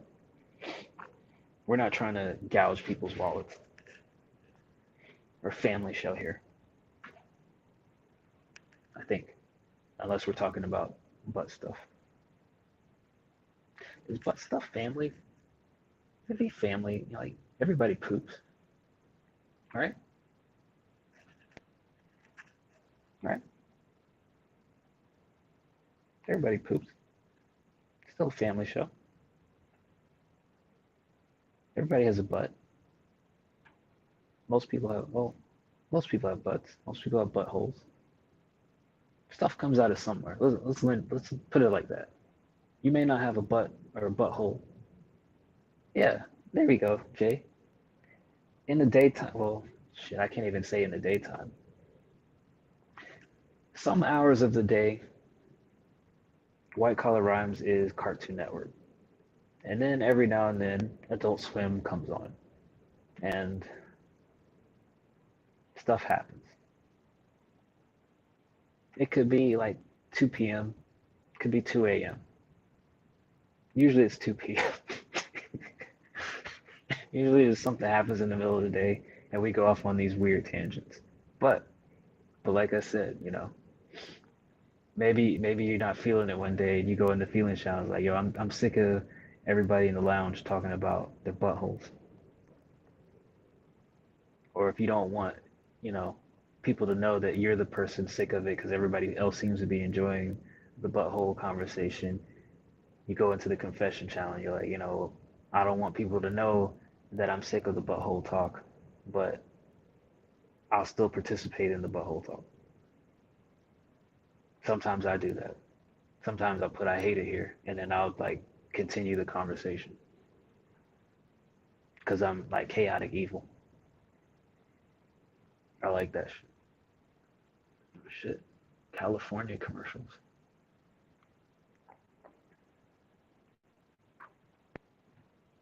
What up, King Z?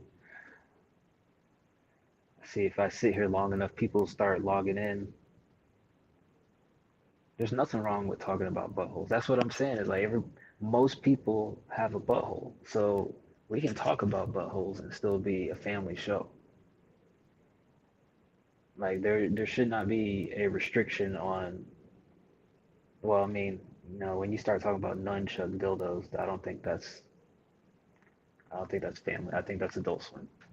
Sorry, Rogue. But the actual butthole itself, yeah, most people not, because you know there's like people who don't have lower half of a body, or maybe you know your butthole stopped working and they like reroute it through your stomach or something like that. I don't know. I'm trying to be inclusive, you know. Yeah, like Cody said, some people got a tube for a butthole.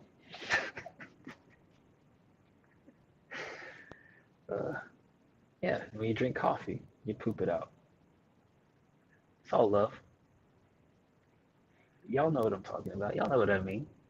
You know, we gotta include everybody. The butthole and the butthole list.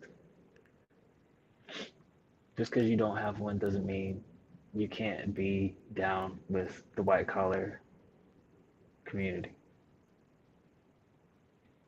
I think that should be on a shirt. Is I support buttholes and the butthole list. Can you wear that in public? Is that too offensive? That's crazy. So in someone's butt. shut and then force feeding them. If I'm chaotic evil, that's got to be like evil, evil. Like imagine how much you got to hate somebody to not only sew their buttholes shut, but then decide, you know what, I want to see this all the way through and I want to feed you food until you need to defecate. Like you got to be, they have to have done some foul stuff to you for you to do both of those actions. Like maybe you do one thing, like maybe you like strap them to the chair and you feed them a lot of food and they just poop on themselves. That's one thing. Maybe they pissed you off and you're like, you know what, I'm gonna sew your butthole shut and you figure it out. But to do both of those actions back to back, nah, that's like some what's that movie with Keanu Reeves? John Wick level of redemption there. I've never seen Human Centipede, and I pride myself on being able to say that. Is that I've never seen that poor excuse for a movie. Isn't there like three of them? I know there's two for sure. How do you get to the third? How do you get to a trilogy of Human Centipede? Like I feel like, all right, maybe it's just me. I feel like if I hear about people having their mouth sewn to other people's butts, I feel like I'm on the lookout for, a homie who might put me in that position, right? I can understand Human Centipede too. Human Centipede trilogy, nah, y'all should have caught that man after the second one. Like, fool me once, all right, weird little serial killer who likes poop. He has a poop fetish. Okay. Second time it happens, all right, we need to be on the lookout. We need to lock this person up. Three times happen is uncalled for. Should not happen. Yeah. It's like the what do you call it? The watchdogs in the neighborhood, the neighborhood watch. Like if I heard in my neighborhood there was the house that the human centipede was in, I'm watching that house. I'm keeping it. Oh, why are you going in there, bro? You live there? You the owner? You the owner? Tell me what goes on in that house that you need to be in there. Let me know, cause I got my eyes on you. I'm neighborhood watch. I'm the patrol now. If I find out my house in my neighborhood was the human centipede house, nah, nobody going in and out without me getting some sort of understanding of why you in there. Because if you're trying to recreate it, I'm called. I'm snitching. 911. Hey, it's a man in the centipede house. He may or may not have entered with several other people, and they didn't come out. I need you to pull up to this house and see what. I need a wellness check on the centipede house. ASAP. Not tomorrow, not later. ASAP. I need someone here now. No. What if your homeboy end up in the city? What if you see your homeboy, bag over his head, hands on the shoulder of somebody, they all being marched into the centipede house? You not gonna say nothing? You just gonna let your homeboy go in there? Ain't your homeboy then. You must hate them. I don't hate nobody that much to just let them go into the centipede house and not say nothing. I'm gonna stand outside. Help. Somebody. Right here.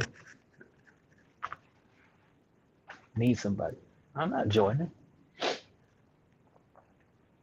I've never even seen that movie. That's what I was saying. Is I've never seen that movie, but I know enough to know I'm snitching. As soon as I hear about the centipede house, I'm snitching. Anybody that go in there, even the postman delivering the mail. Why are you delivering mail there? You know what goes on there. They don't need mail. That place is off limits. Amazon pull up the drop. What's in that package? Open it up. If the only way to free your homie from the human centipede is to join yourself, you join it? No, I'm not joining. I'm calling the police. What you mean? I'm calling the police so that what happened to my homie doesn't happen to the next person. I may not have stopped my homie from being a part of the centipede. I'm gonna stop the next person. I'm a forward thinker. I can't stop what happened in the present. I can't change the past. I can't change the past. You're already a part of the centipede. You're already a segment in a line. I can't call the police. Why can't I call the police? I just had to watch. I'm into scat now. Yeah. Well, my phone don't work. Is my phone broke? The police station closed. I can't walk to the police station.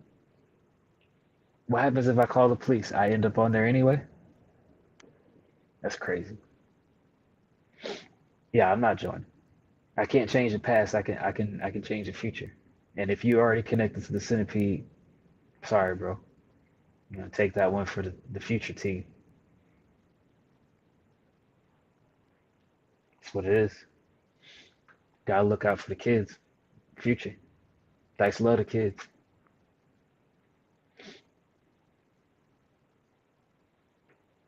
Cause what does that solve? Like you get your homie out of the situation just so you can suck some butt. Like I feel like if you want to trade places with your homie, you got that's a problem.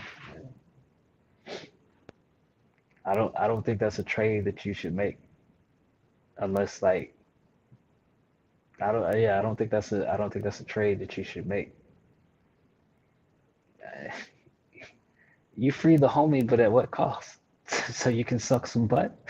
Like I feel like you could do that without freeing your homie, is all I'm saying. Find you a nice consenting a partner. And,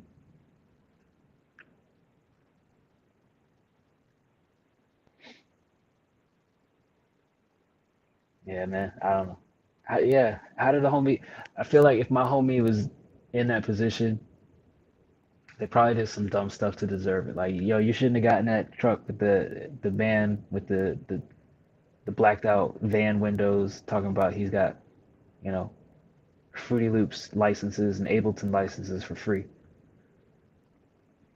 Like, you shouldn't have gotten that truck because he said, Cardi B just broke up with Offset and he finna ride over to her house. Like it's just things that you can do to prevent being in that situation. And I feel like if he in that situation, you need to see it through. And that's why I said I'm for the future. I'm trying to prevent the next like I'm gonna ask him questions like, okay, how did you get there? Well, what did you do? What did you do wrong so that we can tell the next person not to do that stupid stuff that you did? Like, yeah, they told you get a million V-Bucks in Fortnite if you get in the back seat of this car. Like, nah, you don't need to be there. You should V-Bucks ain't that important, bro. Some mistakes were made. Mistakes were made. That's what I'm saying. All right. I mean, if you let somebody blow in your face, why is that person so close to you? How you how you let somebody get so close to you to blow in your face? Huh? You shouldn't be this close to me blowing up, blowing stuff in my face. Nah, I didn't watch the Human Centipede because I don't want to participate. That's the exception to that rule.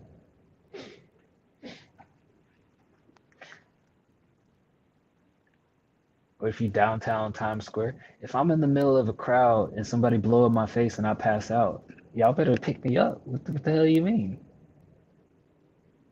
If I just pass out, somebody blow in my face, they better not let the man who blew in my face drag me away. I mean, I'd rather be stomped on and trampled to death at that point than like y'all just gonna let the man who blew in my face haul me off into a van and sew my mouth to somebody's butthole. Like y'all failed me as a society. Don't let that man blow in my face and then tie me up. Like if he blow in my face and I pass out, I want y'all to call the ambulance or just step on me until I'm no longer breathing. Don't let me end up segment number 3 of the human centipede. I beg of you, as a society, we used to be a just society. We used to have some sense about us. I feel like we should, like, don't be pulling out your phones like, oh, look at this fool, he just passed out. They finna drag him away. Drag me where? Y'all not gonna ask no questions. Y'all just gonna let the man drag me away. That's crazy. Used to be decent people back in the late 1900s.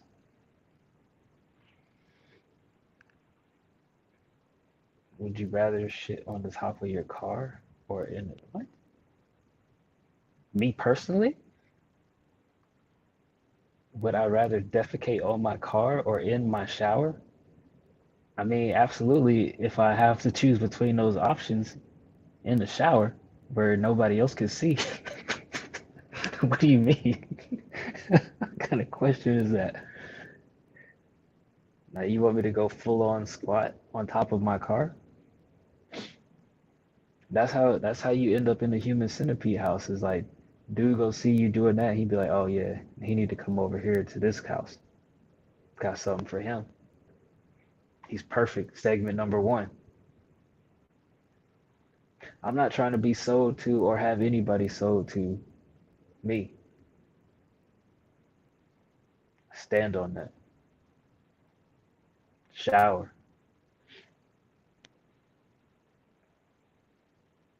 Obviously you saying any old thing because that's a crazy either or. Would you rather poop on your car or in the shower? Like that's wild. I'm about to get off and get something to eat, and I don't even know how Rogue is awake. Rogue, what time is it there?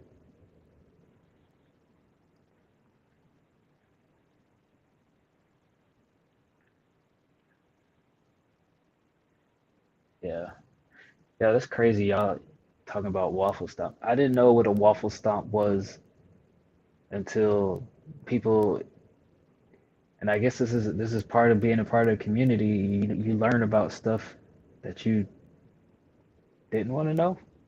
I didn't know I would have lived my entire life never knowing what a waffle stomp was.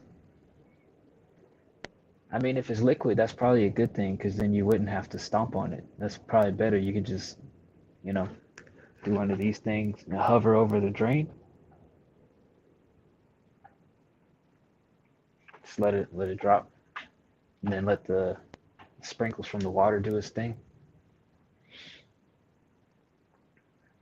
Oh yeah, shout out to King Zig, no longer on house arrest as of day after Thanksgiving.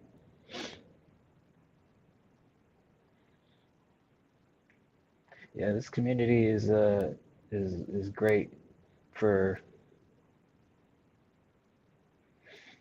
many reasons. You will learn useful things, and you will also learn some of the most useless things you could possibly ever imagine.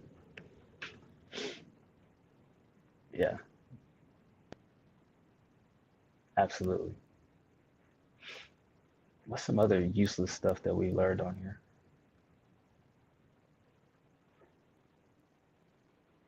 What time is it? Shit. I still need to figure out what I'm gonna eat.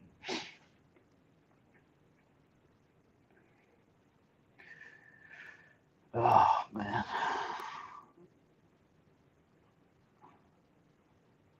Wait, what day is it?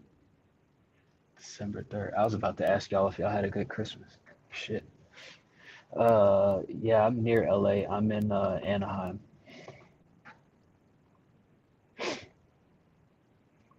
Jay, you finished with orange paint? Rogue was asking. I'm here until Wednesday afternoon.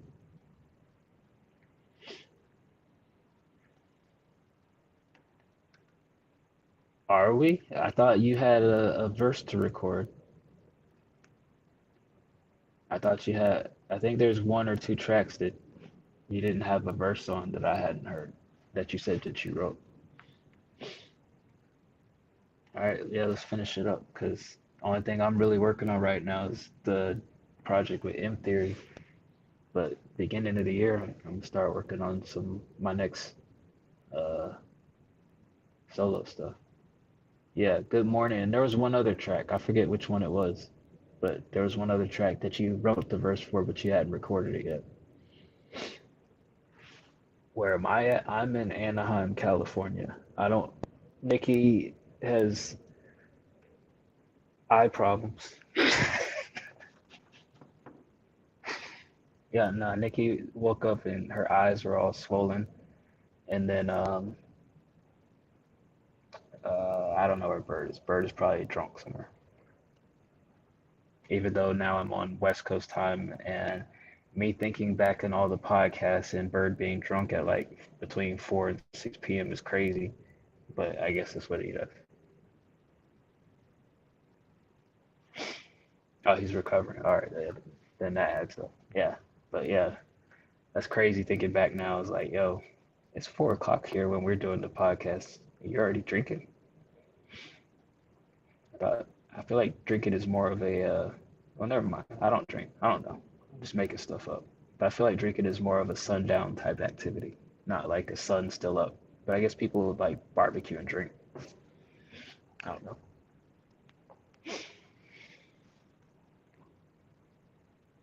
He rented a whole house. Oh, that's crazy. But yeah, I'm just out in California hanging out. Maybe I'll do this every evening before I call it a night. I'll just jump on here and tell y'all the shit I've seen. I should go. I feel like all the people who are here for the convention, if they're not here this evening, they'll probably be getting here tomorrow morning. I see a lot of faces. Young I'm here until Wednesday. My flight leaves Wednesday evening. Well, you'll have to watch the beginning of the podcast to figure out why I'm about to say what I'm about to say. But Wednesday, I definitely need to be at the airport 2 hours before my flight leaves. I don't need to arrive at the airport when my flight is boarding. Again, I've learned my lesson. I mean, I didn't really learn a lesson because I'm still here. I made it, and you know, I made it, but I definitely do not want to do that again because that was unfun for several reasons. Primary of which being almost ruined the whole conference. Basically, I almost showed up here without the product that I should be demoing. Would I raise baby Dyce and Callie? I don't know. I haven't been outside. I literally came here. I landed. I tried to check in, and they were like, "Yo, hotel ain't ready till 4 p.m." It was like 2 or 1:30. So I was like, "Oh fuck!" I sat down for a minute, took a break, and then I was like, "Well, let me just go set up the stuff that I gotta do for the week." And then I set that up. That killed like 40 minutes. Then I got something to eat, and then I figured at 3 o'clock I'd check and see if they had a room ready. So they did. Came up here. Uh, I thought I was gonna take a nap, but then I realized that 4 o'clock on the West Coast is when we start the podcast, which is crazy to me. Um, so I laid down for like 30 minutes, and then I was up and talking to Rogue for 2 hours before everybody else started joining. Not just Rogue, there was a couple other people in the chat. But no, I haven't been outside yet to know what the vibe is like in Cali. I've only heard things, and when I say I've heard things, I follow people on Twitter who live in California, so I'm purely basing my opinions on California on people on Twitter. Oh hell yeah, I'm tired. I went to bed at like 3 a.m. and then I got up at like no, I went to bed at like 4 a.m. and then I got up at I woke up at 7 to start getting ready to get on my flight, which my my flight, which I thought was at 10:30, but ended up being at 9:30. Also need to double check flight times Wednesday and make sure that I am fully grasping the concept of time. It seems to have escaped me today. It's cold here today, actually. When I asked Alexa yesterday, she said it was going to be 70. Um, right now it is. Nope, that's not it. It's 55 degrees Fahrenheit. So rightfully so, I have on a hoodie. I may just wander. Damn, it's still set, man. It's fucking early, man. I might just wander out in the convention area, see what's popping, see what kind of young pharmacists are up to, see what these young people for this convention are here. It's weird when I started the show, I was saying, last year I was in Vegas this time last year, and I was like, man, this is awesome. How am I here getting to experience this? And now a year later, I'm already the jaded veteran. I'm like, I don't want to be here. I want to come back home. Not I don't want to. I want to go back home, but as like, man, now I have more responsibilities, I should say. So while I'm here, there's gonna be emails hitting my inbox asking like, yo, can you help us with this? Nah, bro, can't. How many degrees Celsius is it where I'm at? Uh,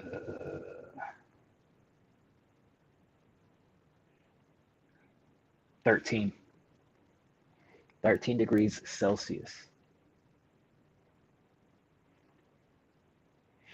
Yo, what kind of asshole you gotta be to come up with Fahrenheit? Like everybody else in the world is going by Celsius, and you're like, you know what? Fuck that Celsius shit. Fahrenheit. Like what kind of? And then it's not even like a straightforward conversion. Like it's like I forgot what the formula is, but you gotta like add 32 and then divide it or multiply. Like what kind of jerk do you have to be to say I'm not doing Celsius? It's Fahrenheit. Fahrenheit gang here right now.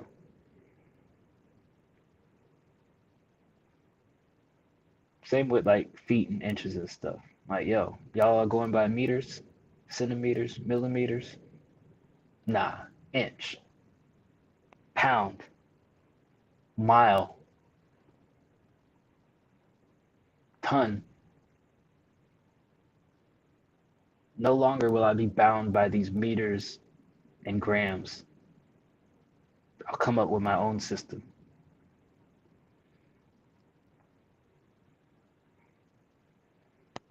Celsius goes up as high as Fahrenheit. What are you talking about? If anything, the Celsius makes more sense. Like 0 is freezing, 100 is boiling. In Fahrenheit, 32 is freezing, 212 is boiling. What kind of like how do you logically reconcile that? Like, oh yeah, 212 boiling water, 32 water freezes. Why can't everything measure in dick length? I mean, well, first and foremost, Rogue, not everybody has a dick. All right, you need to keep that in mind when you come up with these outlandish suggestions. Like, you know, can't ask a vagina possessing person like, oh, how many dicks is that? What if they never seen a dick? You're like, I don't know. Imagine you go to the tailor and you say, I need a suit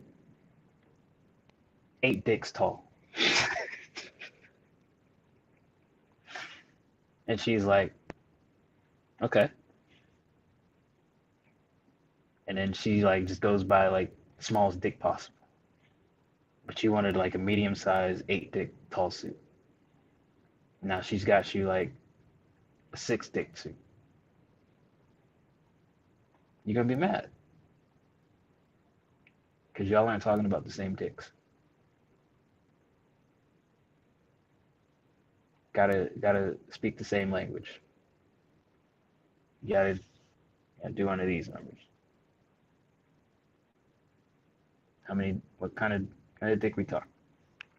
Do it like the fries, small, medium, or large. The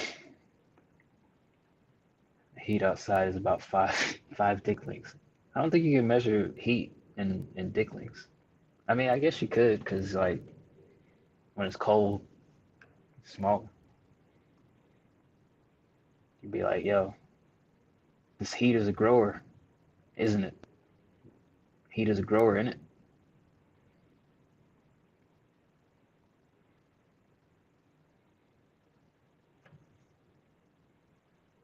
Six is one dick. Six what is one dick? How long do you need this plywood? 60 focus points. Measuring in interfaces is also crazy.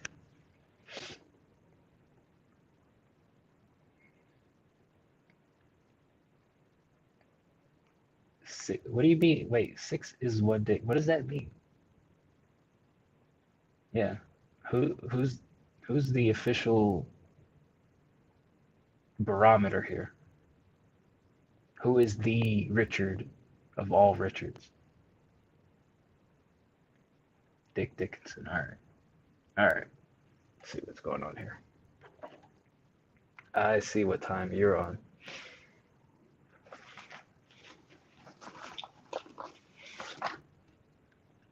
All right, guys. What is the last call for food suggestions? I'm in California. I've had some California Mexican. I don't know that I'm qualified yet to compare it to Texas Mexican. Johnny Sins, dude. Jeez. Christ. Smoking latte, you know who Johnny Sins is? Panda. That's the second. Oh, Burger King. Oh, man. If I can find a Burger King. Hold on. Where is it? My battery's dying. Oh, shit. This isn't going to work. Get all these cords. This is the one.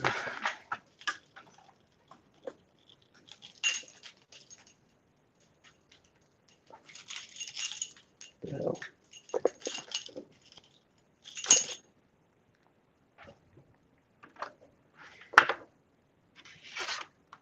Smoking latte is like one day. Okay. Plug this here. But yo, if I can find a Burger King that's like a reasonable distance from me right now. I know people probably hate me. They'd be like, yo, you went all the way to California just to get some Burger King. You could have got that back where you live. So? And I like Burger King. Nah, you can't measure with inverted dick. Like, imagine you go to the suit shop and you say, give me an 8-dick suit. And then they give you, like, no suit. Suit inside out. It's crazy. I would call the Better Business Bureau establishment and pitch a fit. Pitch a tent, I should say. Ha ha ha ha. A dick tent. It's like, yo, I asked for an 8-dick suit. I got nothing. I got handed a bill charging me for a suit. Well, I guess that's how it should work. But now I got asked to make a suit with my dick instead of somebody making me a dick suit. That's crazy.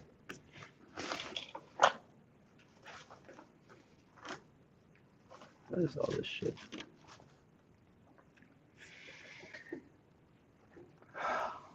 I don't know how we got here. I think I think I was telling a 16-year-old that we were a wholesome, family-orientated community, and then butthole conversation started, and then human centipede conversation started, and now we've arrived at the point where we are talking about how we can measure all of society with penises. That is the circle of life here at White Collar Rhymes. Is, you know, we say, hey, we're wholesome. You can trust us with your feelings, your emotions, your personality. You could be normal with us, but first let's measure everything in penises.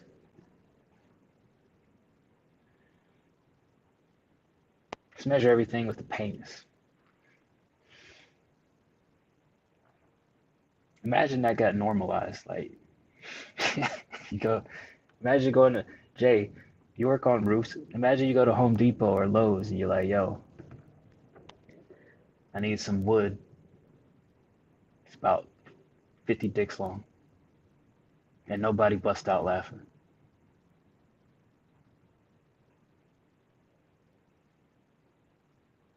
It's crazy.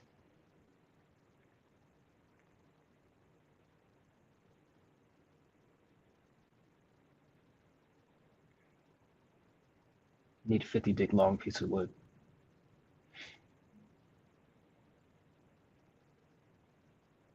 I'm sure y'all do make jokes about that.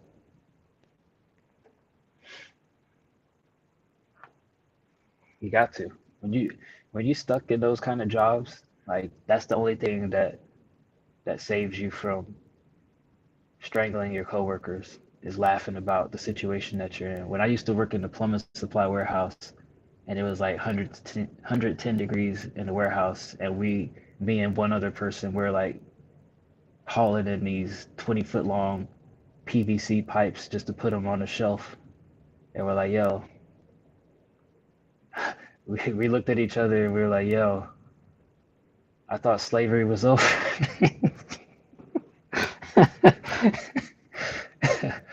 No, we was like, yo, I thought slavery was over. What are we doing here? Humor. Get you out of those tough scenarios. Ah, well, I kept saying that I'm hungry and I'm gonna log off, but people keep giving me these weird scenarios that I'm responding to. I'm just here for the people. I am here for the community, and as long as you all remain here, I guess I keep chatting. I guess I could just eat these leftovers. I don't have to go get fresh food.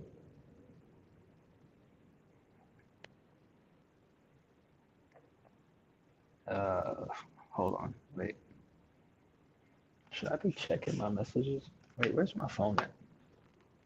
I hope nobody at work was trying to reach me. I don't think they are.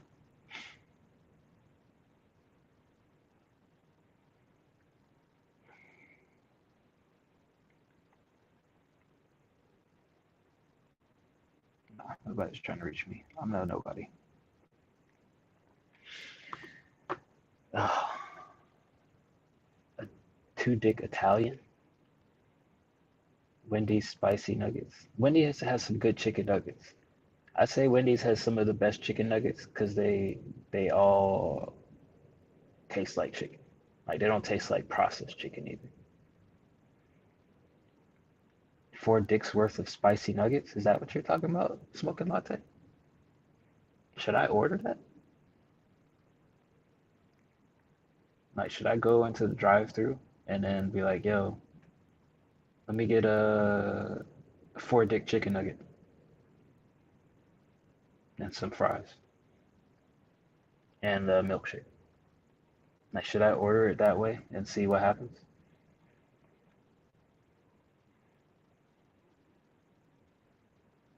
I wonder what they would give me. Like, would they give me like the regular little nuggets, or would they give me like elongated chicken nuggets when I say like, let me get a 4 dick chicken nugget?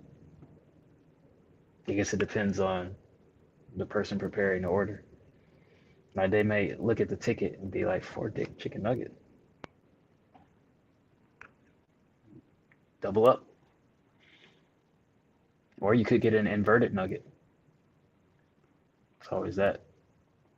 You could get no nuggets.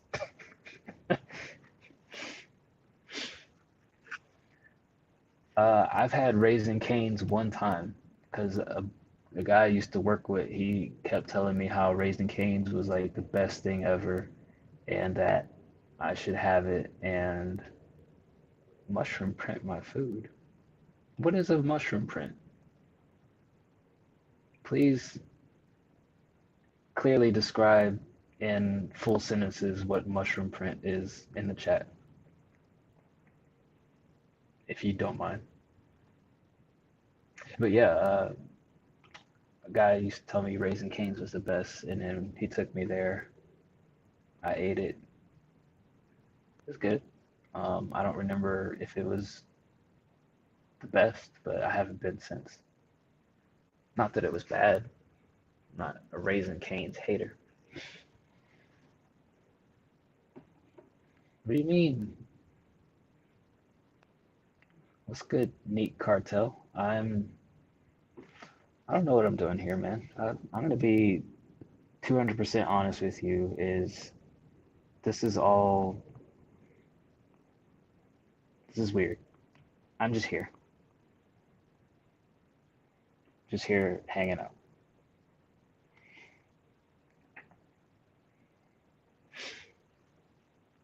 Mushroom print. That's what you are. 'Cause you're a dickhead. Dick slap will leave a mushroom print. Oh, you mean like just the shape of a mushroom? Ah, I got you. I got you. Got you. I thought you meant like I was thinking like Mario mushroom, like there's like little circles everywhere. I don't know. Maybe I am sleep deprived, and it's literally been up since last night. I think I slept 2 hours. Okay, I'm tracking now. You mean like this shape, the head and the shaft, not like red mushroom with the circles in Mario. Got you. I'm following. I'm here. I'm with you now. We're eye level. Well, no, you're like 4 feet tall. We're like eye level now. Why are you talking about my dick? What's going on over there? Smoking, how tall are you again? Like 5'2" or 5'3"? 5'2", right? Or 5'3"? Not that there's much difference. I mean, talking like an inch. Talking one dick, you know? One dick's not gonna make that much of a difference. Is it? I feel like women would have a field day if dick became a standard unit of measurement. Somebody's getting jaded in that conversation. Boy, you ain't even got one dick long worth of dick. 2.5. Come on. Not even half a dick long. Little dick. I keep seeing y'all saying one dick is 6, and yeah, about 25 dicks. Doing some math in my head. Rogue, you can't bust out with one dick is 6 and then, you know, not qualify with what or quantify it with what that 6 is.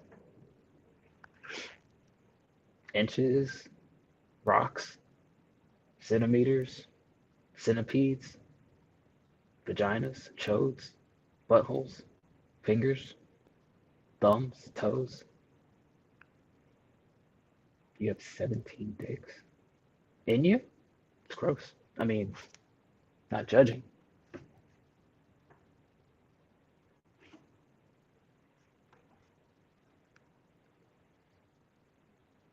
I have a question for y'all.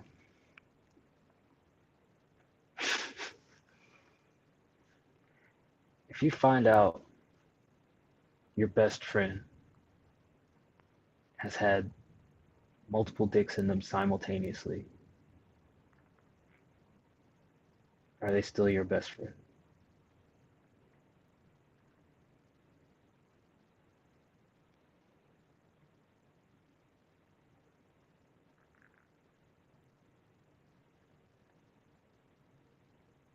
What am I in dicks? I don't know.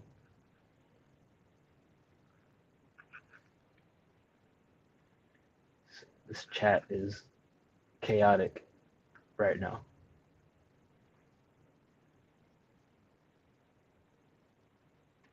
Gray baby's your day one dick? I don't understand. 30 dicks tall? Yes, simultaneously. Like, at the same time.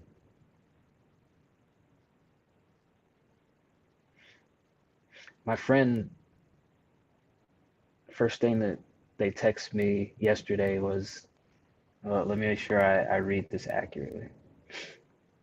I don't want to misquote somebody because I'm not an asshole.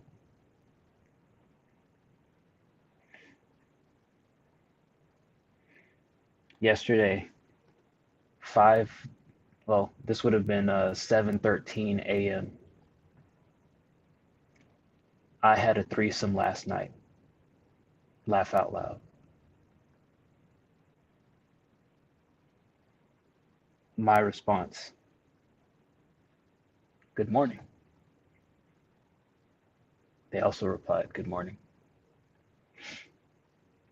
I asked, fine. How was it? They said, fine. Didn't get dick, but I did come on a girl's face.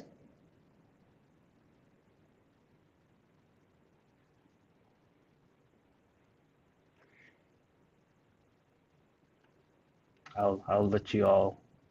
No, it wasn't from Lauren. I wish it was from Lauren. Lauren won't tell me anything like that qualifies her as an actual human being. Like I've asked this chick like what color are your eyes? Do you have any hobbies? Do you breathe air? And where's the beginning of that story? That is the beginning of the story. That's I told you 7:13 a.m. Here, hold on. Let me see if you can see this. Hold on. Here, can you see it? I had a threesome last night. Good morning. Good morning. How was it? Fine. Didn't get dick, but I did come on a girl's face. There's no beginning. That's how me and my friend talk. We just tell each other whatever random stuff, as chaotic as it is happening.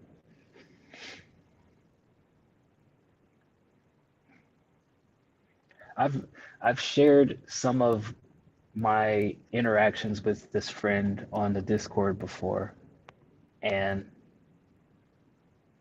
I think people don't think it's real or that we're serious. Like that is how me and my friend talk. Like, here, let me find it. This was Thursday. What up? That's what she said. I said, I'm about to peddle you Instagram smut. And then she called me a philanderer. And I suggest you Google or Bing or Ask Jeeves the definition of a philanderer. And she called me that because I call myself a philanderer. I use the word incorrectly on purpose.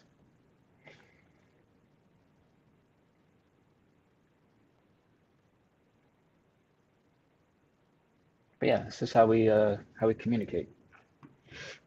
She tells me about her chaotic life, and I tell her about my depressing state of being. And then she'll randomly bust out with, "Yeah, I just came on a girl's face." You guys weren't even there for the last time she had a threesome, and she said that she was super amped up because she dominated some chick. uh, she's a trip. It's my buddy. It's my homegirl. What's going on? Ned Philanderers. Ooh, that's what I should call my next project. Ned Philanderers.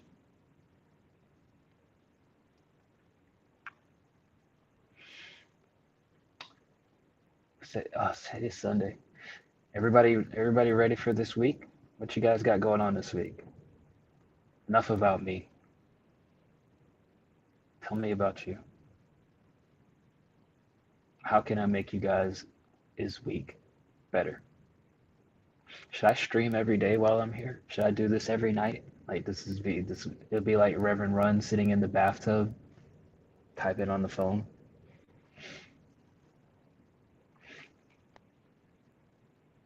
Huh?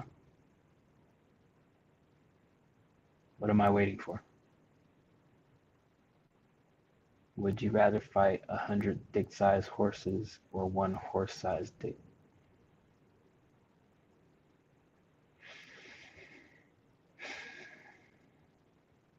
Probably one horse-sized dick, because I feel like that's less contact. Because like if you gotta wave off 100 of them, I imagine some of them are gonna like you got to do one of these things, right? If there's 100 of them, some of them are gonna get you in your face, right?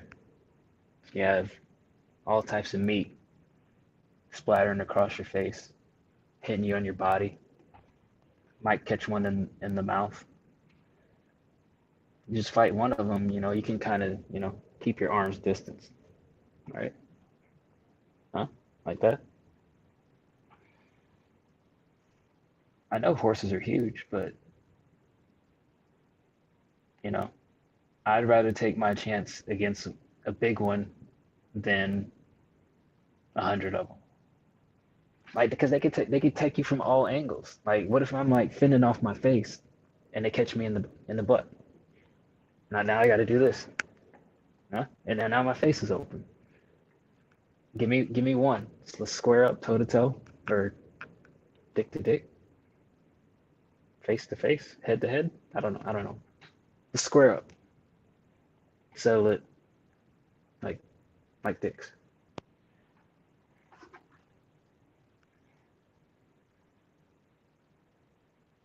It's my answer. It's final answer. One horse-sized dick.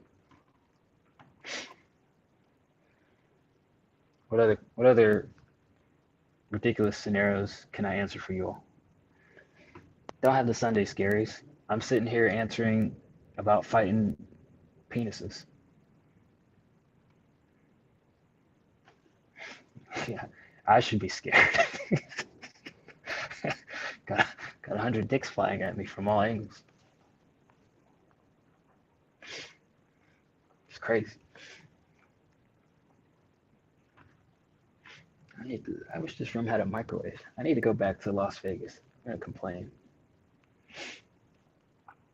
This is unacceptable accommodations. Hey guys, what if the person on the other side of the wall can hear me, and like they're like, is this person really talking about fighting 100 dicks? Are they really gonna start measuring the world in penises? Like, what if we walk out of this door and then like we make eye contact and they know? Like we just look at each other, and I only thing I can do is just do the downward head nod, right? I can't can't shake it off. I'm here now. We went from human centipede to fighting a horse-sized dick. Can't go back. Can't reverse it. What am I ordering? Room service?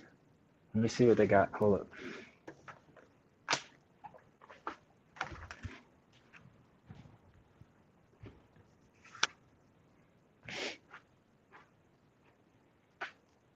Got room service? That ain't it.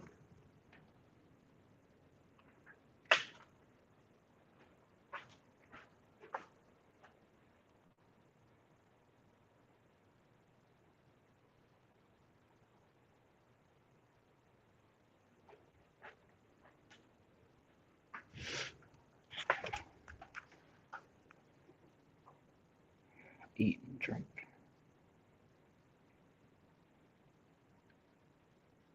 Place an order 6 a.m. to 12 a.m.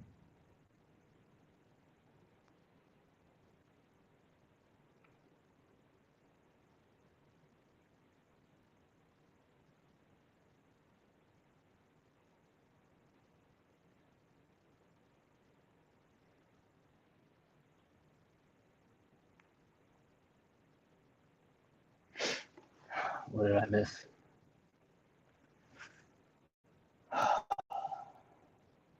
What?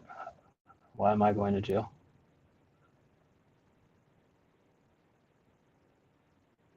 I didn't do anything wrong.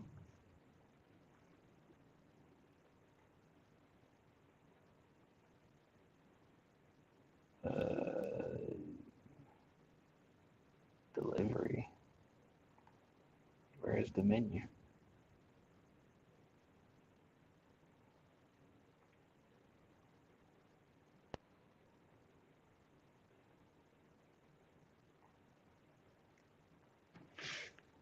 All right. May the dicks be with you is a crazy, crazy outro.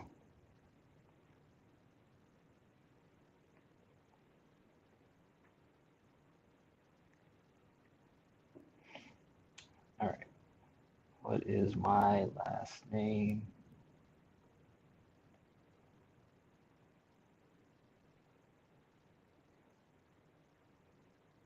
Start my order.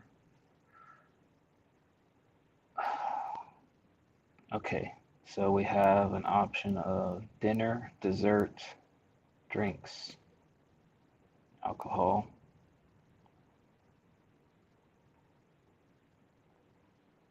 They have, none of this stuff sounds good. 8-ounce grilled filet mignon for $52. 12-ounce grilled New York steak for $52. Pan-seared salmon for $36. Rotisserie chicken for $32.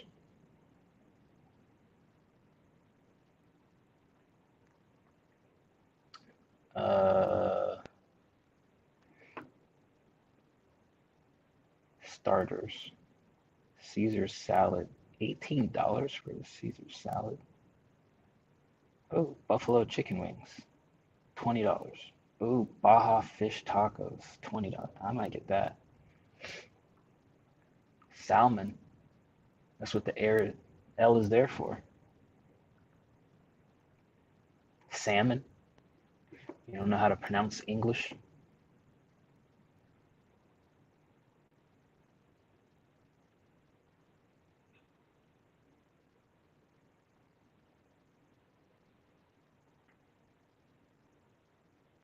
This is crazy. Why are fries so undervalued? Mac and cheese, $15. Fries, $5. Fruit cup, mixed fruit, $7. I feel like the fries should be at least $7, right?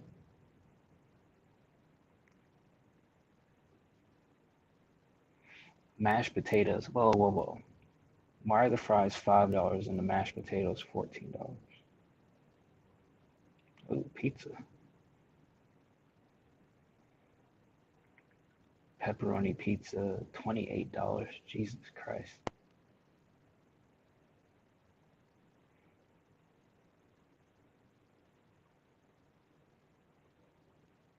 I might as well just find a Burger King. Jacob was right. All right. I've been on here 3 hours. Y'all got any other crazy questions before I go find some food? See where Burger King is.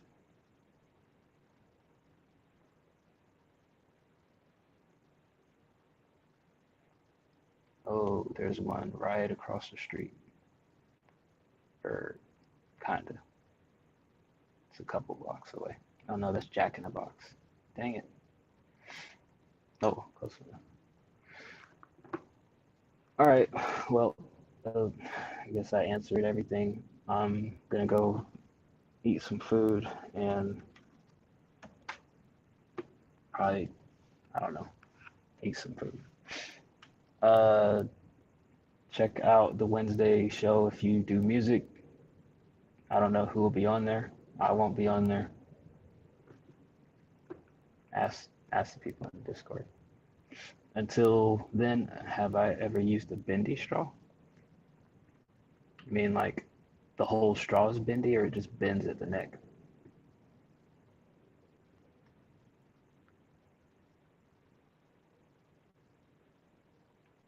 Or like one of those spiral straws? I think the answer to all of those is yes. Bend at the neck. Yeah. Do you think less of people when you like pull up next to them at the red light and they're sipping their drink through a straw?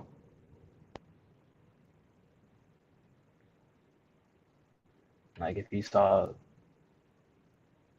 uh what's his name? Tiny Lister's dead. It's that one black guy with the muscles. Whatever. You already said no. All right. All right. Well, I'm gonna go get some food. I'm hungry, and I've been here longer than I anticipated because people started showing up. Uh, Thanks everybody for hanging out. Um, yeah, that's all I got. I don't know anything else I can do other than just press this button here. So appreciate y'all joining. Check out the music show and see you in the Discord, I guess.